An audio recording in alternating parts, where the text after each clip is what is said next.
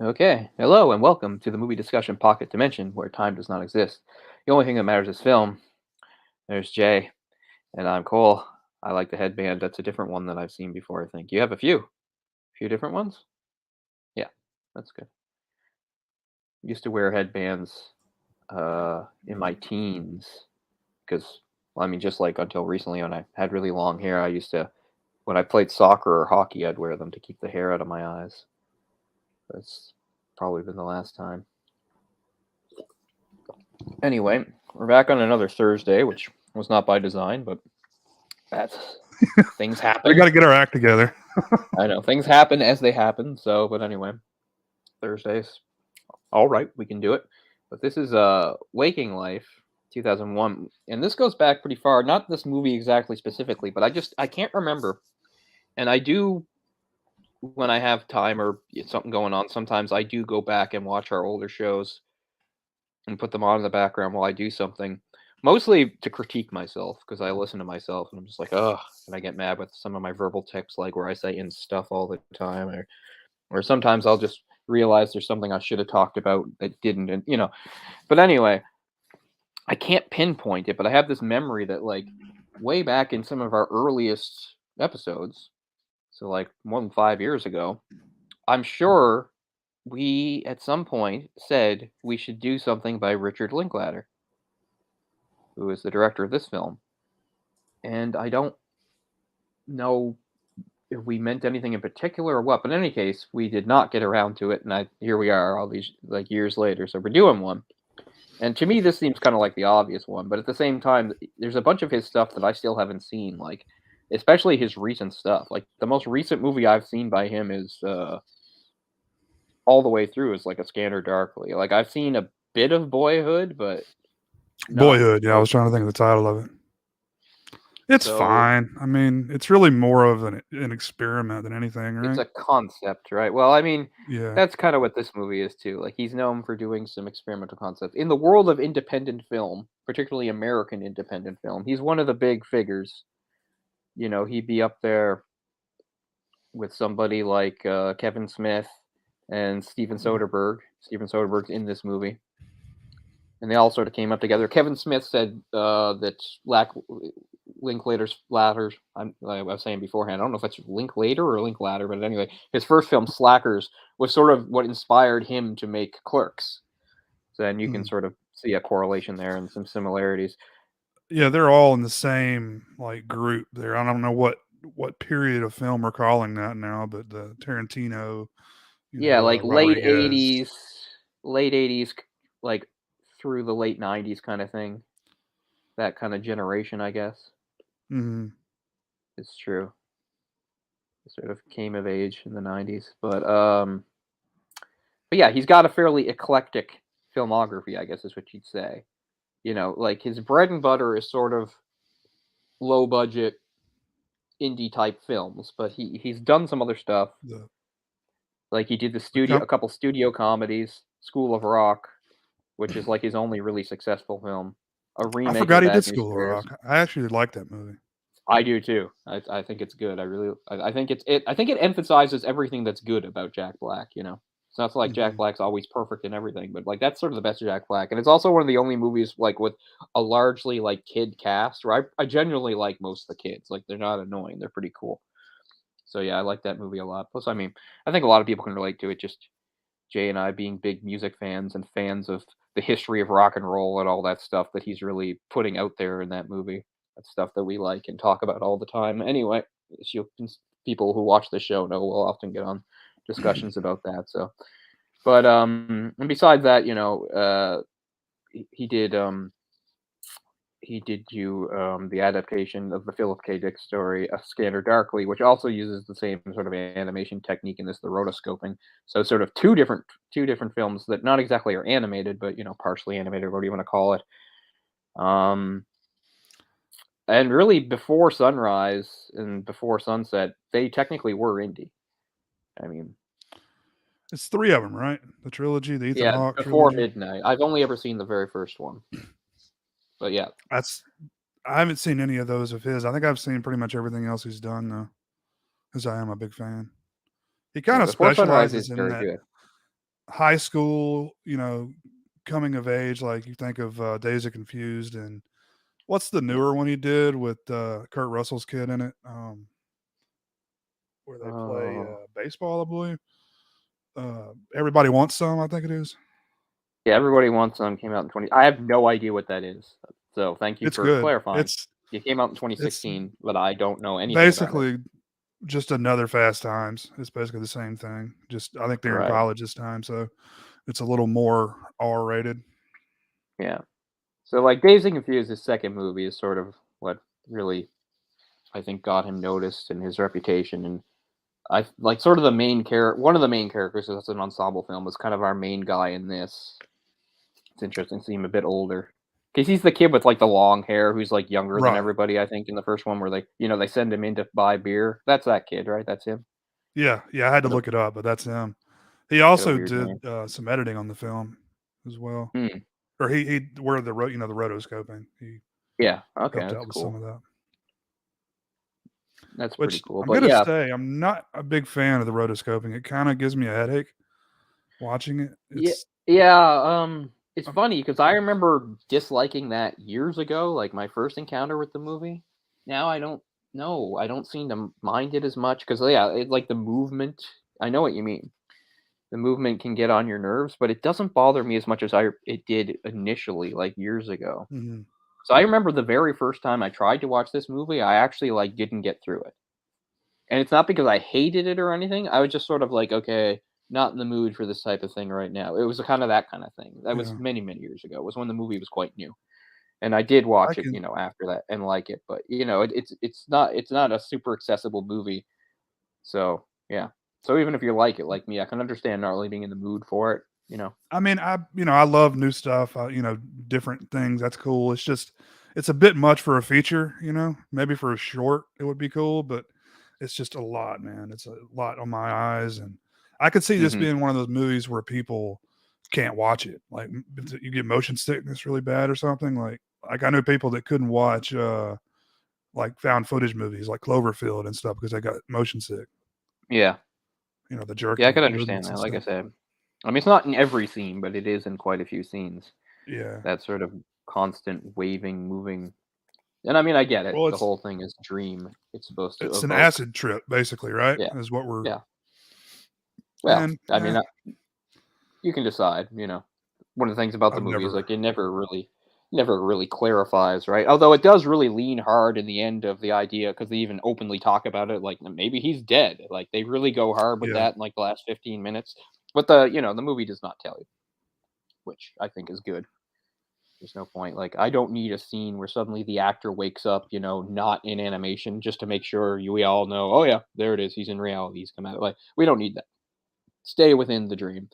And I mean, people that are familiar have watched us, and all know that I'm obsessed with dream stuff. So it's not too much of a stretch that we wound up doing this movie, since I don't know. It's probably kind of overused in fiction, really, but I just mean dreams are still such a mysterious frontier, really. I mean, mhm, we still can't really explain them. The closest we can get is, the psychologist or neurologist saying, the dreams are a way of sort of like clearing out the mind or something. Like when you're unconscious, it's some sort of like sorting through things. I don't know, but as somebody that still dreams quite vividly, although I don't seem to have the dream recall I used to. Like nowadays, I wake up with just very vague impressions, and it's very hard to remember my dreams as much as I used to, but I think that runs in phases. I think I'll get it back. But I mean, we're yeah, jumping ahead here, but there's a point in the movie where he suddenly becomes more aware of it, right? And then you get to talk about the lucid dreams and being a more active participant. That's something I almost never had in my dreams that I can at least recall. Like I can remember a few times of having an awareness of being in a dream, but not being able to take control or take advantage really in any way, shape, or form. People have described the idea that some people, they say they can train themselves if they dream enough mhm, to recognize certain things in a dream, and that's talked about in this too, because he's talking to the guy, and I don't know what kind of open space they're in. It's almost like a church or something, and he talks about flipping the light switch on and off. Like you Right. can't control the lighting or something like that. Like I hadn't heard that before, but people talk about being able to recognize certain things in dreams, and then something clicks in their dream consciousness that they know that it's a dream, and then they can take control of it and do things they want to do. Like I don't have any recollection of being able to do that. Sure would be cool. It's something about dreams where they don't even like go into your short-term memory. It's something about that. So if you have a dream, like write it down because you'll forget it otherwise. Like I've had so many cool dreams that I've forgotten that, I What's wanted to turn weird them into is like something. in recent years, my dreams have been disappointing in that the ones I can remember best all have this theme of me not being able to move properly or take control of. Actually, sorry, not when I say control, I don't mean like in a dream or something that's really bothering me. I've had multiple dreams. It's funny because I don't have that because I guess I have more teeth in my dreams. I can have multiple dreams of having like a gum or something stuck to my teeth and trying to pull it off and never getting there while other things are going on in the dream. But it's like really important that something is stuck to me. Just like this has been a while, but again, going back only a few years, I had dreams where it's like the gravity is really hard on me and I can't stand up all the way. And I'm trying to go places, but I'm hunched over and I can't walk or run properly. And I've also had dreams of playing hockey because that makes sense because I played hockey growing up. But again, there was always something keeping me. Like there was something wrong with my gear, my stick broke. There was always something keeping me from playing the way I wanted to play. Like so that's the only sort of recurring theme I can remember of dreams in recent years was always something limiting me, something keeping me from doing Yeah. something the way I wanted to do it. Usually it was a physical force, and it's madly frustrating whether it's a dream or not because that's the feeling you wake up with. That's the main thing you remember is the feeling. I wake up with this feeling like, oh, I was skating, but I couldn't skate properly. Like my skates were fucked up or my gear was wrong. And I could just also remember other dreams too, where it's like I'm just trying to make my way across a place and I can't do it because gravity is like crushing me. It's just a Right. frustration. I don't know. I mean, it's pretty easy to say, well, maybe that's just subconscious your frustration with life in general. Like, okay, probably I get it. No fun dreams for Have you me. ever had a dream where like you like all night long you dream that you're at work or something like that, or you're doing some tedious task and you wake up like totally unrested? It's like, man, I was just at work for 8 hours. Hate that. Not really. Somebody talks about that in the movie, though. I can't remember where it is. Remember, actually, it's the same thing. It's the same thing as the light switch guy. Before he goes to the Okay. light switch guy, he goes in. He's talking to the guy who's playing like the ukulele. The Hmm. ukulele guy says that. He says something like, "What is it? You work at a job you don't like, and then you go home and you just want to sleep. But then in your dream, you're working." And he's just like, and he says, what's he say? I can't remember the quote exactly, but he says, they've got you for 8 hours, but at least you're getting paid. But then in your dreams, they get you for free or something like that. It's like, they're even taking your dreams from you. So that's something I can't really remember, but it's probably happened at least once because I'm a very epic Hmm. dreamer. Like I dreamt last night. I don't remember what it was, but I know I did. Oh yeah, yeah. I dream a lot. Yeah. Just like I often like as of for a few years, it's gotten a lot better. But I mean, for many years as an adult, I had very vivid nightmares. Um, which as an adult, you're not really supposed to have nightmares as much as when you're a kid. In fact, most adults,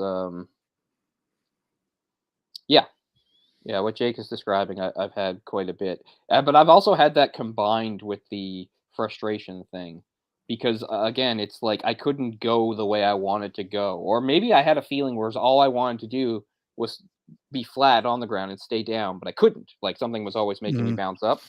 So that comes back That's to it. the frustration. So like instead of like, wow, this is fun, it's like bouncing on the moon. It's not that sensation at Right. all. It's like, no, make it stop. I need control type thing. Well, that's like a I don't running know. theme in this movie too.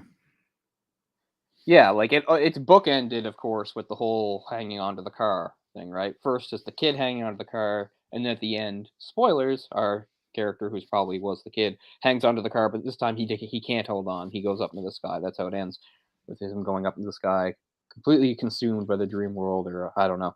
Again, it's completely open ended. You can we whatever you decide it can be, but yeah. Um, but yeah, he says like at certain points we see we don't see him flying, but we see his point of view that he's like flying. He's flying over rooftops and things like that, and he talks about it. Yeah, when But I was a yeah, kid, I that used to sucks. have I've never been dreams able that to I take was. advantage of it. When I was a kid, I used to always have dreams that I was falling. Hmm. I don't know why. It's just so weird. I'm sure some psychologist could straighten it out for me, but Well, I mean, I think there's the big two, and for you it was falling. For me, it was being chased, oh being yeah. pursued. That was a big part of my nightmare. Sometimes I knew what was chasing me, sometimes I didn't. But just this feeling that something was after me, and no matter what I did, I couldn't shake it. Yeah, falling didn't come up so much for me, maybe because I like heights and that doesn't bother me. But I've fallen in dreams and expected to wake up and still like slammed the ground. Mhm. Obviously, not with the feeling because we don't know. I don't know what it feels like to slam the ground, like falling a bunch of hundreds of feet. But I can even remember one that was really funny because it's one of the ones where I did know I was dreaming, and I was like, "Here it comes," and I landed on pavement, and it felt really realistic. It felt just like when you like skin your knees, and I was like, I did not wake up, and the dream continued for a while. So. Wow. But yeah, so I mean, I can endlessly talk about dreams and their significance and what they mean, and I really like how they're used in cinema. There's another good quote in the movie here where somebody's talking about Billy Wilder, the American director, meeting I can't remember the French director's name, but one of those French directors, and he just done he said it was the most expensive film he'd ever done, $2.5 million budget. Wilder says, "Well, what's the film about? What is it?" He says, "Well, it's kind of like a dream within a dream type thing." And Wilder goes, "Well, you just lost $2.5 million because like people hate that shit, which I don't know. Some people do, not everybody. I always bring it up, even though I've never watched it and I refuse to watch it. But I know that Christopher Nolan's dream movie, shit, uh, Inception, was like a huge uh, hit, and people never shut up about it. People like that. I'm just like, God damn, it was all done in a Scrooge McDuck comic like 20 years beforehand, because I was annoyed by people acting like it was like a completely new idea. yeah, But I saw that with a big group of people, and like most everyone had no idea what was going on. It's like it was cool. I liked, I like Inception. I think it's a pretty good movie. yeah, I'm interested in it. I don't know. Maybe I'll crack and break. I will tell you though, like I had no idea. Like if you want to talk about like Christopher Nolan collapsing in on himself, that last one, man, I had no idea what was going on in that. Tenet. Um, oh, I love Tenet. Tenet. I liked it a lot. I I couldn't I couldn't I couldn't understand it. Like I get it was about time and going back in time sort of and moving around in time. I'm really bad at The time rules stuff, are a I little guess. fuzzy. Yeah, Like I had trouble understanding he's the bringing rules of the bullets time back travel. into the gun. Like there's a Mhm. wonderful like whole car chase sequence where they're trying to like abduct somebody, but if so, I really couldn't understand the rules. Yeah. Like Tenet's a movie I really wanted to like, but I found it impenetrable. I was just like, I cannot. My brain is not absorbing this. Did you Pretty know hard. that that's Denzel Washington's son? Oh yeah, yeah. He looks like him. Okay, He looks like his yeah, father. Yeah, he's shorter, I think. He was a football player somewhere, and now he's an actor. that's pretty cool. But yeah, it's funny because you think Denzel Washington has a son that old, but yeah, Denzel's been around a while. He's just aged Oh really yeah, well. yeah, I would say at But least yeah, mid-20s. yeah. But I should give Tenet another go. I guess and I mean I knew what I was in for when I was watching it. Like I knew, but I was just like concentrate, and I don't know. I couldn't. My brain couldn't stay on it. I tried, but I don't know. Respect it. Yeah, But yeah, dream stuff. I mean, waking life. What I like about waking life is like we don't really see any of the waking life. It's all within the dream. Like I said, I mhm, think it would be ruined if we had a moment where he wakes up.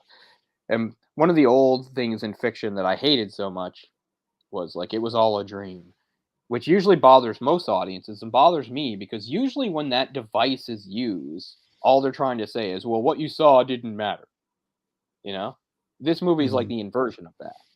It's like whatever he's doing when waking life, that's not matter. We're going to stay on the dream and him going between from dream to dream and eventually becoming aware of it and feeling sort of trapped. He's like, I keep having, these false awakenings, which I've had. I've had them.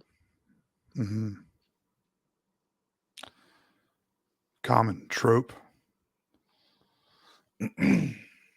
So I guess that's kind of like what you said about like dreaming about working.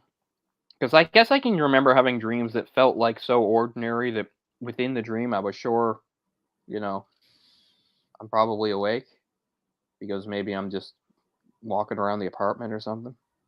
Mhm. But his encounters with the various characters is a lot like my own, how I remember it. Because usually I am pretty passive in dreams. If I meet a character, I just let them perform in front of me. I don't really. So, and that's kind of what's going on here. And there's an interesting part too. Like again, the movie sort of changes when he has that talk with the girl that he'd seen before. She says, when you're on the payphone, you're looking at me. He's like, oh, I don't really remember that being you, but it was her because I watched the movie again, and it is her. But she said he said something about that, like about how he'd become more aware, and that at first he was fairly passive, but over time he was, he thought that he should get more involved, I guess. And she says something. I had it. Oh yeah. Um, She says it's not necessarily passive to not respond verbally. We're communicating on so many levels simultaneously. Perhaps you're perceiving directly. Which is, yeah, I mean, there's so many interesting quotable lines in the movie, and I get it. It's a lot of it is kind of opaque, or however you say that. And I don't know but there's some stuff that I think are really good points that I agree with. So it just all changes. There's a lot of characters with a lot of perspectives and some of them just sound like lunatics. So, take speaking of lunatics, Alex Jones is in this movie. I was gonna say More or when I less, watched it for the first time today, I was like, "Man, that guy sounds like Alex Jones." yeah, it's I Alex was like, Jones just playing himself. "Sure enough." And people might give Richard Linklater shit about it because of all the things Alex Jones has done since. But I mean, I don't bother him for it in 2001. I mean, most people didn't even know who Alex Jones was back then. Like nobody listened to him or took him seriously back then. Back then, he wasn't, harassing the families of people that had been murdered or anything awful like he's become. So, so I don't really like get mad and say, "Oh, you worked with this guy." It's like you didn't know. So I don't care that he's in it, Well, and he's he's a effective lunatic in enough the movie. and he's Yeah, effective enough in the movie. It's just like, just pretty much play yourself. exactly. And that's what several characters are mostly doing. So the movie has actors, but also has plenty of non-actors, and people are just sort of playing themselves. I don't know who that guy on the bridge is. He has a really weird name, but he seems to like to be the most unbalanced of them all. And apparently, like that's not a character. That's what the guys really like. And they shot quite a bit of footage of him ranting and raving and eventually just sort of edited it together to get it into the most coherent thing they could. So I don't really know much about that guy. He has a weird name. His name is like Speed or something. But you remember him? He was the Yeah. really odd guy on the bridge. I would say out of all the things that our character is exposed to and listens to, his is the most crazy. Well, the red guy in prison is kinda crazy too, He is, talking but at about least what he's he's gonna crazy in do. a way he's crazy in a way you can follow, right? Like That's he's true, crazy in that true. like he's emotionally disturbed, that's for sure. But everything he says you can follow. He's basically talking about getting revenge on the people he thinks fucked him over, and he just talks about how he would torture them before he killed them, blah blah blah. But you can follow that. That's one of the things that like yeah, so when you talk about crazy, that's one of the things that made me happy. Like I remember years ago when Grant Morrison, very good comic writer, was doing his crazy Batman run. Speaking of crazy, and he introduced a character like Professor Pig. Because if you think about Batman's rogues gallery, it's like they're all crazy. The Joker's crazy, Scarecrow's crazy, he's obsessed with fear. The Riddler's crazy, he's obsessed with puzzles. They're all crazy. The Mad Hatter's obsessed with fucking Malice in Wonderland. But the difference is, yes, they're all crazy, but they're crazy in kind of a lazy, accessible way that's easy to write. Because think about it. if Bad Hatter is doing like some, plot of his, I don't know, he's kidnapped the mayor, who cares? And Batman comes in and smashes through the skylight and says, "All right, Hatter, I've got you. You're going away." The Mad Hatter will just say something like, "Ah, Batman, I knew you'd come. I was prepared for this." And he'd be like, "Goons, go get him," And then he might like say some nursery rhyme nonsense from Alice in Wonderland. But the fact is, it's still a crazy that's easy for us to follow. Like he acknowledges Batman, knows that Batman is here to take him away. But if you get a guy like Professor Pig, Batman could kick in the door and be like, "I'm stopping your experience, Pig." And Pig will be like, "The tennis rackets are screaming in my centipede brain. What's going on with the pies today?" And I like that better because that's a better, almost more realistic crazy. He's not in touch with reality. Yeah, he knows Batman's there and he knows, but he's not going to, whatever Batman says to him, he's not going to like address it because he's not in touch with reality. So it was finally nice after so many years to like have a villain that was crazy in that way. Because honestly, I mean, we talk about crazy and let's not get offensive when people have mental health issues and all that stuff and just calling them crazy. I know. But you know what I mean? Because that's really been my experience, and I think a lot of people's experience is like when you have somebody that's like detached from the reality. That's actually a lot more common than somebody that is, yeah, like I don't know, like a comic book villain. Yeah, they're crazy, but they're also not crazy in a way that actually doesn't really even really exist in real life. But I mean, as weird as they made Pig, a lot of his stuff comes from real life stuff. So anyway, so I think that's cool. So it's so that's the difference to me. The guy in the cell is definitely crazy, I guess, but again, it's easy to understand and follow. He thinks that he's in jail for some reason. He's going to get revenge on Right. everybody, and then he talks about torturing and killing them. Blah blah blah. Very emotionally disturbed. Whereas like a character like the character on the bridge, like what the fuck is he even talking about? It's just a constant stream of nonsense, more or less. So I mean, there's a lot of mood whiplash in this movie, and that you'll in how it goes because you have that prisoner who, of course, his body is red, sort of obviously representing his rage. Yeah. And he's you've got that going on. You've got David Sosa sort of just calmly discussing free will. Alex Jones screaming about corporate slavery in a car, and Ethan Hawke and Julie Delpy reprising their roles as their characters from Before Sunset, just sort of having a dreamy discussion about reincarnation. So I mean, the movie's all over the place, which is obviously on purpose. And like dreams, dreams don't follow any set pattern or rules; they can abruptly change. So the movie's just there's no real transitions, right? Suddenly he's somewhere, and then suddenly somewhere else. Every once in a while, he'll have a false awakening. And if you don't know the movie, the very first time he wakes up, you might buy into it and think that he woke up, because the very first time Right. you see him go into a house, take off his shoes, and lie down in bed, and then you see him get up. So I mean, if it's your first time watching the movie, you might think, "Oh, he's out of the dream. He's up now. He's going to go do something real." And then you very quickly discover, no, things are still pretty trippy. Yeah, he's definitely not up.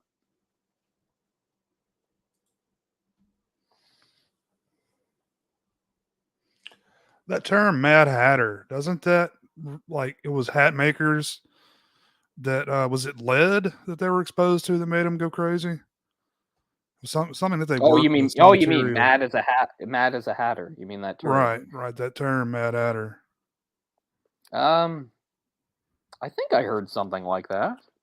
Now Because that I you know a mention lot it, of the Renaissance painters kind of went crazy too because they would suck the brushes and paint all the paint had lead in it back then, so it kind of made them nuts.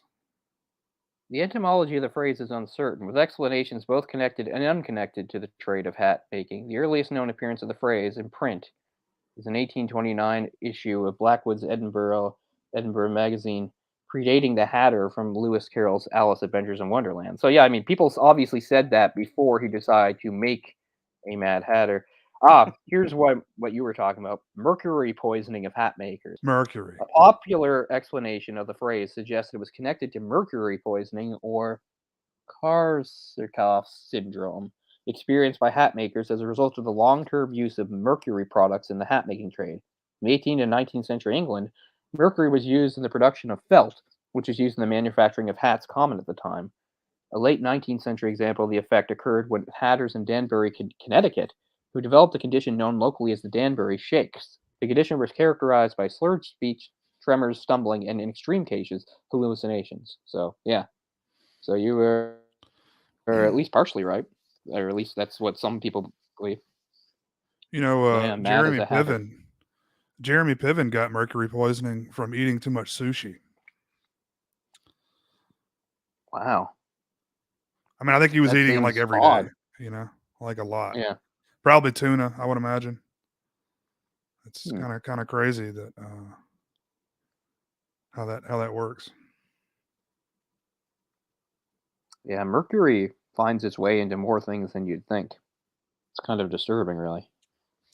There's a pesticide that they don't make anymore that is it whatever the term is that, you know, before it breaks down. It takes a really Was long it? time to break down, and they They would used to get make into DDT. maybe I think DDT, yeah, and it would get into yeah, fish ponds, and these fish they wouldn't die, but they would have it in their bodies, you know. And if you ate it, you hmm could get sick from that. yeah. I remember. I think they talk about. Rachel Carson talks Mm. about that in Silent Spring. It may It's still be really a good. problem just because it not half life. That's like carbon dating. Radioactive. Yeah, something like that. No, I know what you mean though. Like some of that stuff can last for decades Hmm. or be passed on genetically. I think, like the fish's offspring. And yes, Could Jess, have you're it or right. It is something. Scanner Darkly. Yeah, Scanner Darkly, which is, again is based on a Philip K. Dick thing, and Philip K. Dick is in the last part of this Hmm. when the last conversation he has is with Pinball Guy, who is played by Linklater himself, and he says this whole thing about an experience that the author had, and as we talked about before on this show, that Philip K. Dick, so much of movies we've seen are based on his stories. Oh, so much. Was he just so prolific? I mean, I mean, one reason, I mean, a good, yeah, prolific authors are prolific, period. But I mean, it does help that he did write full novels, but a lot of his stuff was short stories too, right? So that makes yeah, it a little easier. it's just like, I mean, you look up, man, so much stuff is based on his work. Like, you know, things that I didn't even realize, you know, Hmm. because Blade Runner, right? Oh yeah, that's from Do Androids Dream of Electric Sheep. One of the few instances where I believe the movie is better than the original story. I mean, shouldn't surprise people. It's one And of my favorite movies of all time. I think The original story is he, very good, but I think the movie takes it up to another level and makes it even better. And of course, visually, everything, we talked about this before, like one of the most influential movies visually of all time. It basically invented like cyberpunk and that look that has been mhm. so imitated ever since. Man, I was talking with someone the other day, and they said not only is Blade Runner dog shit, but they said Wow. 2048 is dog shit too. I'm like, you're wrong on both accounts. Yeah. And that's another thing where I was super surprised, right? Blade Runner was my favorite movies ever, top 3. Love it. So I was terrified of the new Blade Runner. I was I like, know. because my here's my thinking was like, even if it's like a pretty good movie, that won't be nearly good enough for me because to me, like Blade Runner, and you know what, it surpassed all my expectations. Love the movie, yeah. 2049. I But love yeah, it. I need to buy a physical 4K of that. I'm sure the original's out on 4K as well. yeah, I got both. That's Oh, uh, do you? that's one of the. I don't own too many 4Ks, and I can't even watch 4K yet. But I own both on 4K. Actually, I only just recently picked up the original, just Yeah. because I think you're right that we're gonna run out of opportunities for this stuff. So I kind of bought it while I had the chance. I've got that massive Blu-ray set. That's why I may not upgrade the original Blade Runner. It's the one with like every version of the movie in it. Yeah, It's like 5 different cuts in there yeah, I remember. because The good everyone had a news is different the opinion. 4K you can get is the final cut or whatever, which, like most people, I think is the best one. What they call the final cut, which is just basically the director's cut with like a few like of the effects like made a little better. Like I don't think narratively anything's really changed from the director's cut. They just touch up the effects in a few places. It's like everyone I talked to before I bought it had a different opinion on which version was better. So I was like, screw it. I'll buy them all, Yeah. you know, and I'll be the judge. It's like I Yeah, still need to get the Argento cut of Dawn of the Dead. I've never seen that before. me neither. In the case of Blade Runner, the first time I ever watched it, Ryan and I rented it in the 90s, we did see the theatrical cut. So then, like, years later, when I saw the director's cut, I didn't know what was going on. I was like, is my memory wrong? I was like, where's the voiceover? You know, I mean, it's so much better that they removed the voiceover. The Yeah. voiceover sucks. But, at the time, it was before I knew about all that stuff. So I was just confused. I was like, and then you find out, oh, there's a work print version and there's an international version. And yeah, just so many different Was cuts. was that just studio interference on that? Or was that Yeah. something that Scott chose to do and then changed his mind? I mean, at least started as studio interference because the whole thing was they hated the ending, right? They wanted a happy ending. It was the same thing as like Brazil. They're like, because the theatrical cut has the happy ending where like it shows him in the car driving with her in a place with trees and sunlight. And he's talking about, well, we'll see how long we'll live or something like that. That's in the original theatrical cut. They made them add that to make it happy and hopeful. I don't know So, what version I've seen then. I've only seen Brazil once, so we need to oh do a no, not show on that Brazil. I sometime meant soon. I meant no. I just meant it's like Brazil, and that Brazil did the Oh, same thing theatrically. gotcha. That was Blade Runner.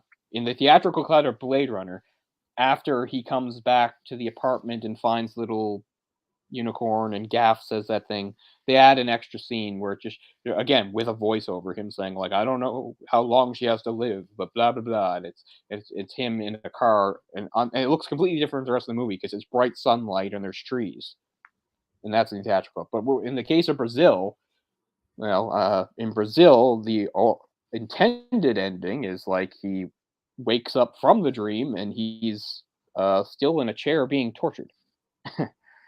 Whereas in what they made him do, they made it seem that he doesn't wake up again and that he really got away. But yeah, I mean, Philip Speaking K. of, Dick, even stuff that doesn't sound familiar, like for instance, Total Recall, that's him. That's We yeah, Can Remember For You Wholesale, I believe is the title of that. And one of the movies that, we've done on this show, Minority Report. oh, see,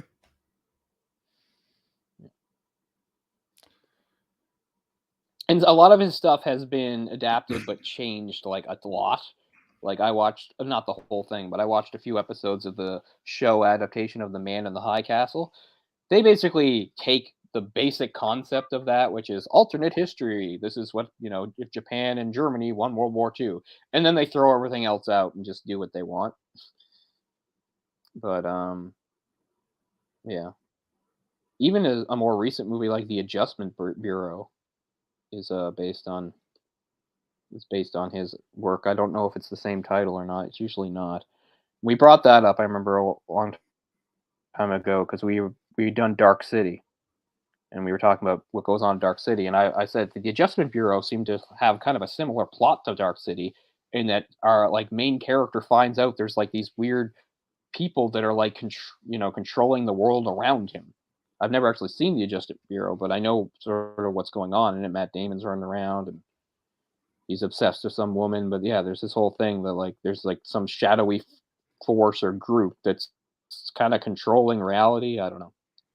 But yeah, also Philip K. Dick. But I mean, Philip K. Dick is such a great. He's like the perfect storm of like cool, high concept sci-fi ideas mixed in with like philosophy and drugs. So no wonder you get such interesting results. He was legitimately like having hallucinations by the 70s because of like a condition he had.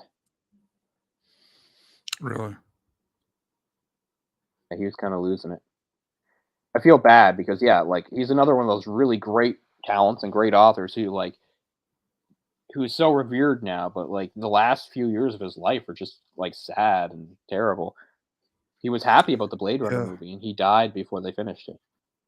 That's what I was gonna say. I think he may have Like he seen he liked some he liked uh, he saw some of it, yeah. dailies or He something. liked the changes they Yeah, were making. Like he like the changes they made, he thought they were good.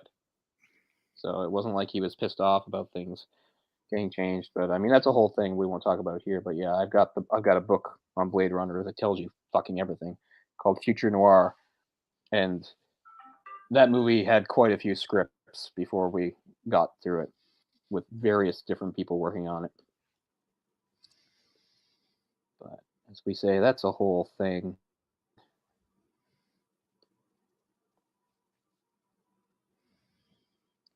But yeah, it's hard to pinpoint scenes in this movie because it has that dreamlike flow to it, and also there's no named characters, so it's kind of like the guy who did this or the person who said that type thing. And it really and it's funny too, because like the very first time there's kind of like a philosophical discussion going on, it doesn't seem all that odd or out of place because our character seems to be in like a college class, right? He seems to be in one of those theaters while a prof is up talking, and then it just continues. He's now out in public with the prof, and he continues. So that doesn't seem too odd. But then, like more and more, just characters just randomly start having their own crazy, sort not crazy, but their own sort of philosophical diatribes and rants to go on. You're like, oh, everybody's got it. So I like how that kind of progresses because at first it seems natural. It's like, okay, he's in like a college class, some sort of philosophy course. This prof is going to run his mouth. I really like the second sort of um, academic guy that he runs into because he's like the most animated of them all, right? He's the one Is whose that the model keeps really fluctuating and changing, and he's gesturing wildly, and sometimes his head is really big. Like, I like how they did him because he just it seems to just emphasize like how, the energy that this character or this person has.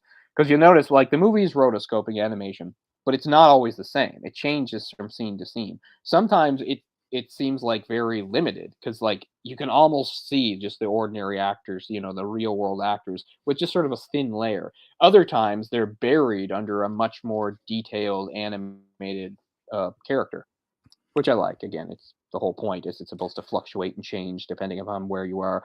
I was trying to I had a theory that maybe how animated they were had to do with like the intensity or the absurdity, but not really. It just sort of wait.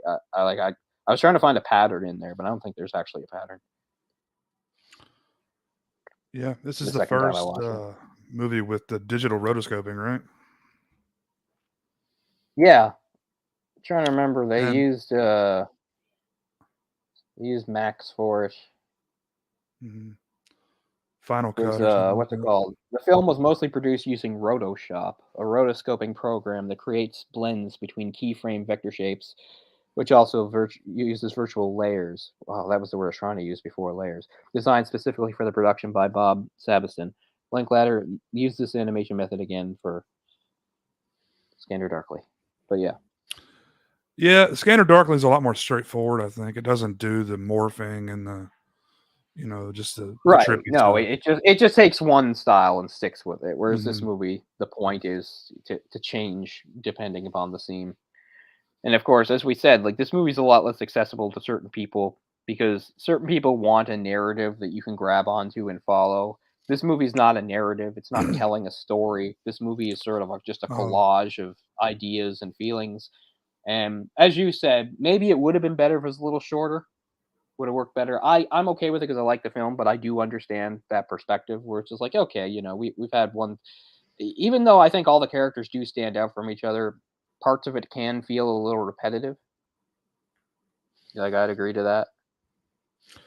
there are a lot of people that would hate this movie. The Oh yeah, rotoscoping and just the substance, like they oh would be yeah. totally Like I bored said, by it. they want a plot. They want a Yeah. they want a narrative that they can follow. Because I mean, even in movies that are dialogue heavy, usually the point of the dialogue is to further the plot in some way. A lot of the dialogue is like somebody coming in and telling characters about other characters about something that's happening or has to happen. You know, that's what we're. I mean, you do have other movies, narrative movies, where the dialogue can be different because maybe they have some sort of emotional talk or things like that. But still, usually people are used to dialogue that is moving a plot forward. Whereas this, all the dialogue is just its own little thing, and then you move on to something else, and there is no again overarching plot except it's basically our main character maneuvering through the dreamscape and sort of becoming more aware. At a certain point, his awareness clicks in, and then it also, as it gets further, he also gets a little more scared. There's almost the movie never really shifts full into nightmare, but there's hints of it there, and you see that he says even he says, "I'm worried about not waking up. I'm worried about being trapped here." So that's the closest thing you get to sort of like a progression in the narrative. Otherwise, as I said, it's more or less a collage. Mm.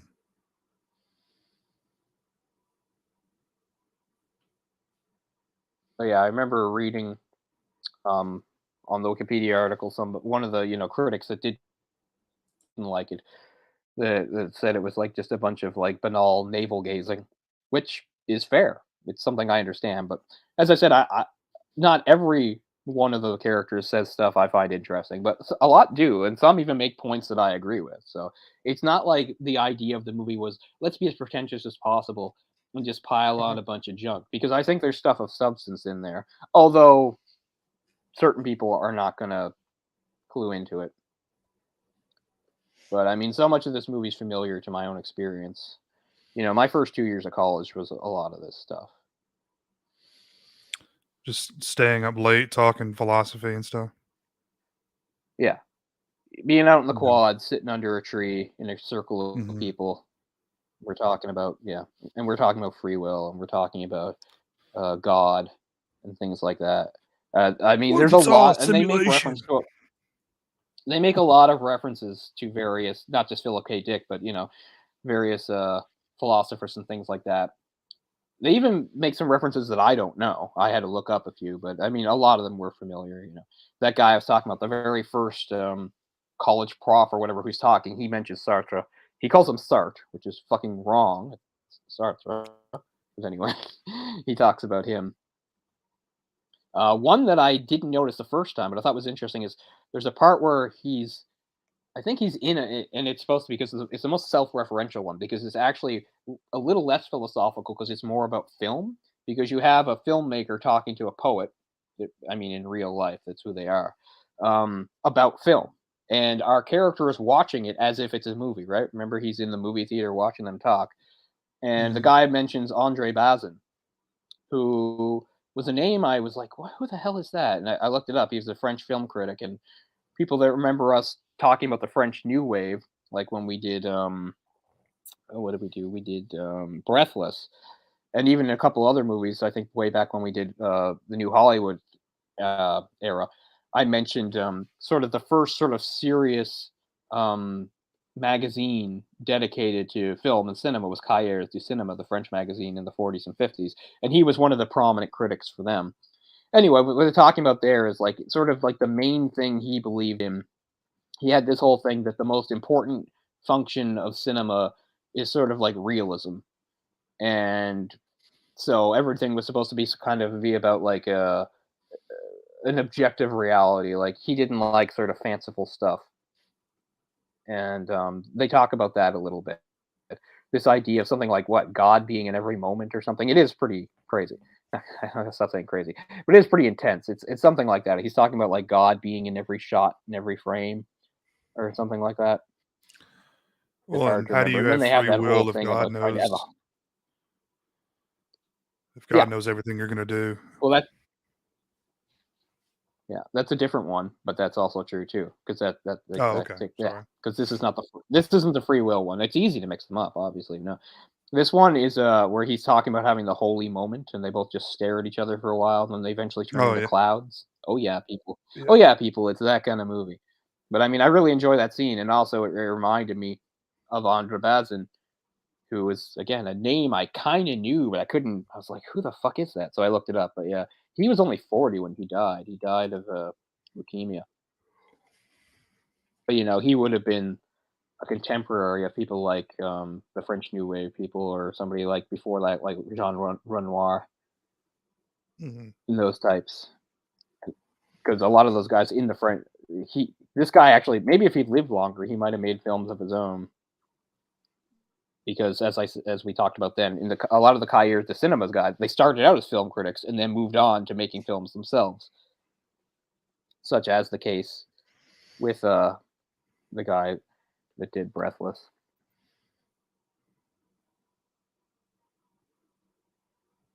Jean-Luc Godard. So I was spacing on the name again, as I often do.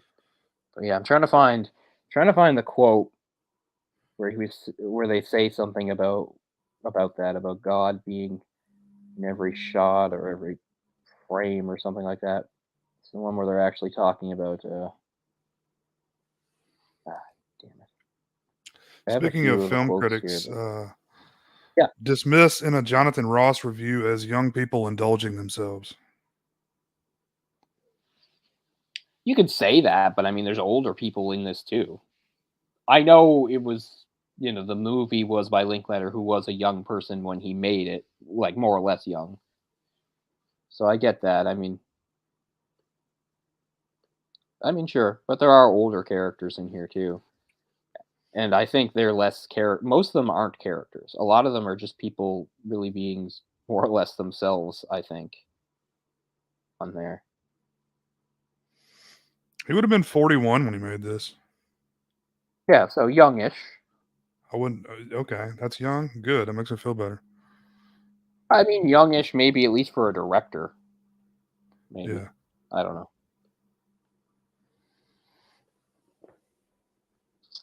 I don't know. Now I can't find what I was looking for, which was just something about that film theory. I lost it. A man shuffles through a dream, meeting various people and discussing the meanings and purposes of the universe. I was going to say, like, how do you describe this movie to someone? Yeah. I mean, that's pretty close, I suppose. Dream is destiny. Oh yeah, the really crazy guy I was talking about, the one that rants on the bridge, his name was Speed Levitch. So I don't know who that is, but his name is literally Speed. So maybe because he's always on speed. I don't fucking know. Yeah.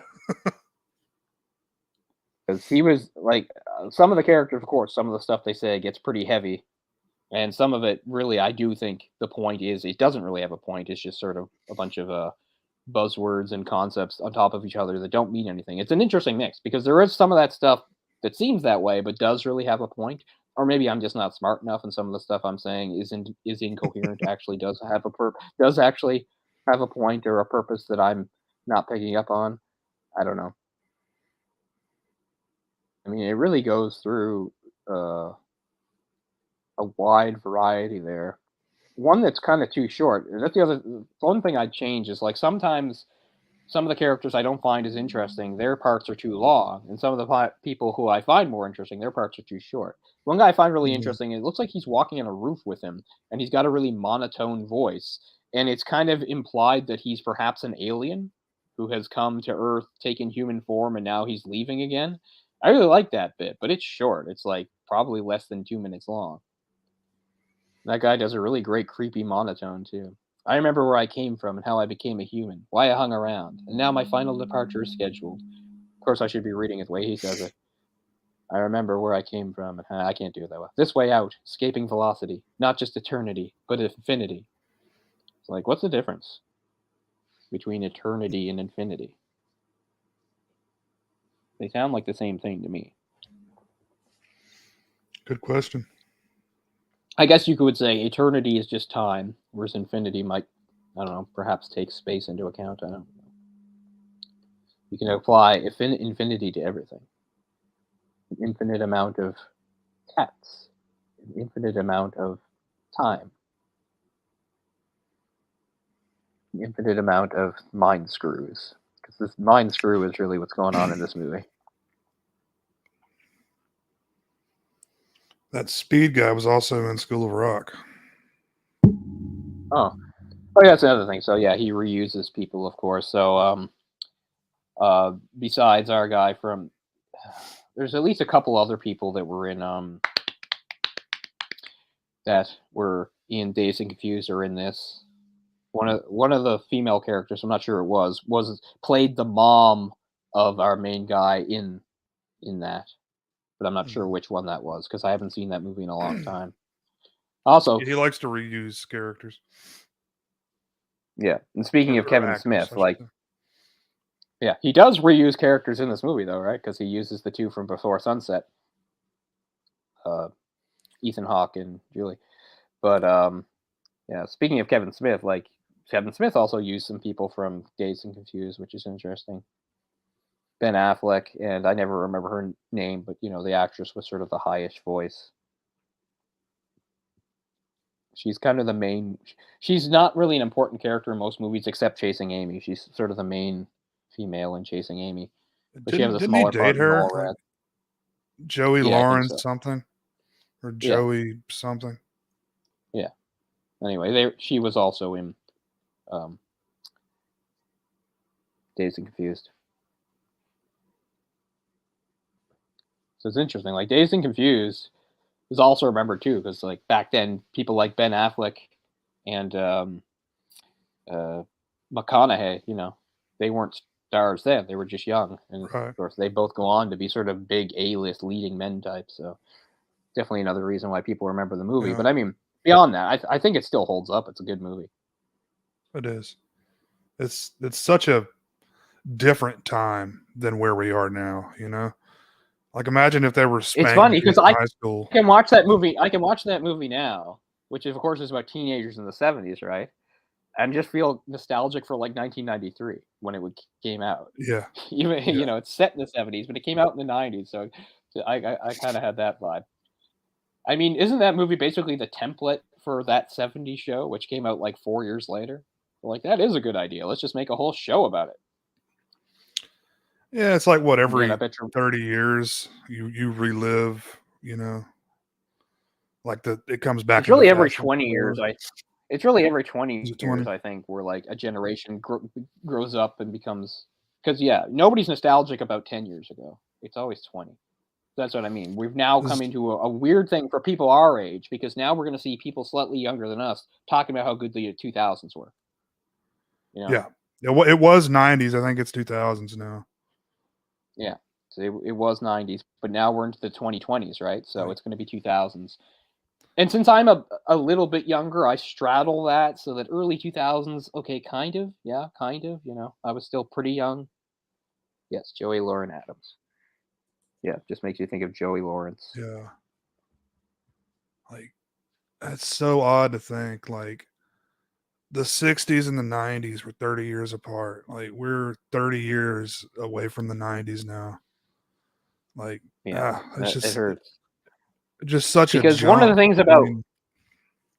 one of the things about being a kid, when you're a kid, obviously you're under 20, is always thinking about 20 years ago as a long time ago Yeah, because it's before you were born, right? right. So now, like 20 years ago is not that long ago because I was 20 practically. So, because you know what I mean? Because like it's like this. I watch a movie in the '90s that came out in the '90s, right? And in that narrative, they say something like, "There was a murder here, of course, 20 years ago." So they're talking about the '70s. So that feels fucking way in the past to me, even in the '90s. Like not from now. I mean, but now I Mhm. watch that same type of movie, it's 2022 and the sheriff says, "Oh, I remember when I was a rookie. There was a murder here years ago, 20 years ago." And they're talking about like 2001. And to me, the Right. 2001 cannot be the distant past. Like that's not right because I experienced that. So, yeah, Well, because in uh, our minds, it wasn't that long ago. It doesn't feel that long ago to us, I it guess, doesn't you know? feel that long At ago, least but at as I least to said, me, like you know? and since I wasn't alive for the '70s at all, then it just puts them way off in the past, even when we were close to it. Like it's 1993 or whatever, and they're talking about something that happened in 1975. At the time, it felt that was a long time ago. I wasn't even born, even though it's less time than from now to then. So yeah, actually, how you perceive time gets talked about quite a bit in this movie, which is interesting. And what's said one of the more and that at the very end, that's what Richard Lake. That's kind of the last discussion when Richard Linklater talks about how time might just be an illusion. That there is no time. That we're all in one moment, and in that moment, God keeps asking us if we're ready to go on to experience, whatever it is God offers, and we're saying not yet. So that like life is ours delaying it, and we finally give in and accept it when we die, and then we get paradise or whatever the fuck it's supposed to be. So the idea is like time is just an illusion, a construct that we've created. It's like there is because remember it's the same thing when it gets part of the same conversation where he's talking about what happened with the author Philip K. Dick and talking about so there is no like 50 AD, just like there's no 2001. Like it's all just a constant now. It's a It's flat interesting. circle. So time is a flat circle. I love So, it. Is this movie like a metaphor for purgatory or something? Like, is that what they're trying to say? Like they're at a Once again, place I like think it could be. What's cool is I don't think they nail anything down. But yeah, it almost seems like that because the character they really do seem to hint that he's dead, right? It's almost like, Mhm, yeah, is this some stop you make before you go on to death? Like right. it's possible. And we've seen that in other types of movies too. The idea that like you don't just go from being alive to being dead, that maybe there's some sort of way station. There's some sort of in between place, and purgatory is as good a name for it as anything else. It's a classic name Like for sure. you've got some loose ends to tie up before you can move on or something. Like Ghost or Ghost Dad or something. Yeah. Speaking of Bill Cosby, I'm watching the. Sorry, not to derail this. I'm watching the. No, We need to talk about Cosby, and it's really good. it's really good, Right isn't it? on Like they the really get second into episode, I it, think. and it's really informative. I mean, that's what you want from a documentary. Like I just really appreciated how deep it goes, and also I always forget mess up that guy's name, but he's a good guy to do it because, as he said, I grew up. I'm a black guy who grew up in the '70s and became a comedian. So Bill Cosby was kind of a big deal to me. So I it's mean, cool to get that perspective. finding out what he did, and he was such a terrible person in that regard, was so jarring to me because I looked up to the guy. You know, he was like Sure. my dad, but to be a young black comedian, I had Like to have crushed even so more. many people, man. I had to have crushed them. Yeah. Hmm. But Yeah. Because he as did do they, some I good mean, stuff. Like you were telling I me know about and the stuntman thing, the which stuntman thing. Yeah. can you I imagine they mean, were just paying white people are people? complicated, right? People aren't usually all good or all bad. Bad people do good things. Good people do bad things. So yeah, I mean, as I said, I mean, I don't try to defend people or anything like that, but it should be when people have done good in their life, it definitely should be acknowledged. You know. I mean, literally painting white stuntmen black is the most Yeah. ridiculous thing I've ever heard of. Yeah. Wasn't it great how for the Bond movie they didn't That have a was black wild. stunt woman, so they just used like a white guy. Like I've seen that movie a bunch It's of times, and I guess I didn't really notice. I've seen it once, I think, but it's so obvious watching it back now. Yeah, Like, look at that. Like, she especially the turns way into like a Chris. ripped dude, like just a jacked dude. Yeah. Of course, it's only that split second of a scene, but still. Yeah, yeah, it's exactly why they can sort of get away with it, right? It's quick, so it's like even if you think you saw it, well, maybe not. But yeah, Whatever that but actress's I'm, name is, she's really cool. She's got a great personality. but because yeah, like honestly, I didn't really know the significance of a movie, a show like like is it just called Spy or is it I Spy? I Like I didn't Spy, really yeah. understand the significance of that. I knew he had been in it a long time ago, but at the time, I didn't give it a lot of thought. But that was a big deal. They even point out, like, when that came on, they were still showing reruns of Amos and Andy. Right. So, you can see why it's a big And he deal. kind of digs at them pretty hard too. I mean, them and other people like them that played their shtick and kind of ha ha ha. People point and laugh at the guy, but I don't know.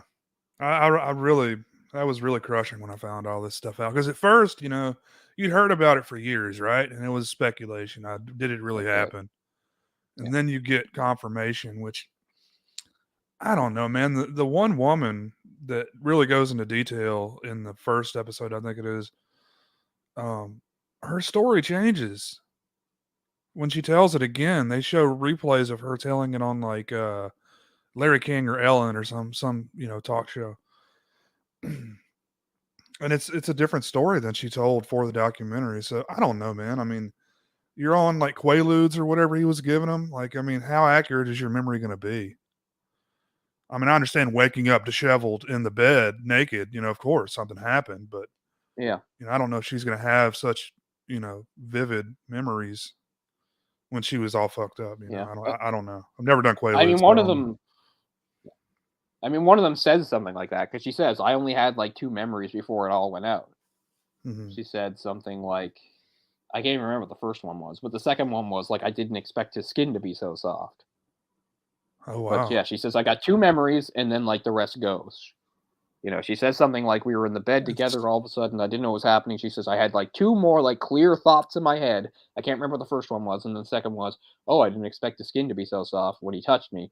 And then she's like, "And then it's gone, like, I don't know what happened," is what she said. it's it's such an odd kink to have because he could have probably slept with all of those women, you know, or most of them at least, like because he Yeah. was Well, I fucking put Bill forth some of Cosby, my theory on that, right? I think that's it's just a theory, it's only wild speculation, but my theory was kind of like, he had this sort of idea of sex that, like, it wasn't for something for women to really like or enjoy, right? was kind of how I saw it. Maybe it's like a necrophilic thing, like he I mean, that pretends like is a thing. they're cold, dead Yeah, body, or not cold, but they're limp body. I don't know, yeah. but he's so obsessed with Spanish Fly, man. Like I it mean, that was the is a writing thing. was on the wall, dude. I mean, he Yeah, references and then Spanish they Fly go, like I 17 didn't watch. times in his book. It's so many times he brings it up. Yeah. I don't know, I can't remember the order of stuff that happens, so I don't want to spoil stuff, but there's a part where he's talking to Larry King in, like, the early Yeah, '90s, and he's still talking about it. yeah. You know, and Larry Put it King's like, on the "Oh, tell us how you did it." you Like, put it "What on kind the of tip of the pen. interviewer are you, Larry?" Yeah, he even I goes into never watched dosages. full Like, episode. Yeah, shows the amount of thought he put in it, but, I mean, I never watched full episodes of The Cosby Show. It was on when I was a kid, but it's just not a show I watched. I don't know why, I watched all sorts of show. The black sitcom I watched as a young kid was Family Matters, and mhm. then I watched after that a few years later, um, I really liked. I mean, I didn't care, I watched it, but the show I really liked, interesting enough, because it's kind of in the news lately, is, Fresh Prince of Bel-Air. You know, if you wanna talk about Mhm. a sitcom with a primarily Of black course. cast. But I mean, so I mean, it's not like I But was a little kid avoided the Cosby Show because I wasn't interested in black people. No, had nothing to do with that. I don't know, for whatever reason, I didn't watch it. So I wasn't really familiar with the dynamic of the show or what they talked about. But there's this whole thing about how, like, Cosby had a running gag on the show that his character had a special recipe for barbecue sauce that made people horny. I was yep, like, what the fuck? Now, to that's me, I that doesn't saw that. necessarily mean, I don't necessarily have to read anything dark into that, even knowing what we know now. I just think, even take all that out. Crosby's an upstanding man who has never done anything to anyone. It seems like such a bizarre thing for that show, but maybe I'm wrong because I don't know the show. It seems like a bizarre joke for that kind of show because the show That is is known for that being really is. clean, you know? Yeah, it's a family show, so that's Yeah. very out of place and very, very odd, man. There's children eating that fucking barbecue sauce. Yeah. At one point, like, he's Like, what are trying to they gonna stop do? his son from eating it. Well, They're gonna one of go the jokes bang? shows him trying to. Yeah. Theo, Yeah. Rudy. Um, yeah, it's wild, but think about it. Like, he really paved the way in a lot of ways for African Americans. Like, do you think a show like Fresh Prince would have happened without Cosby?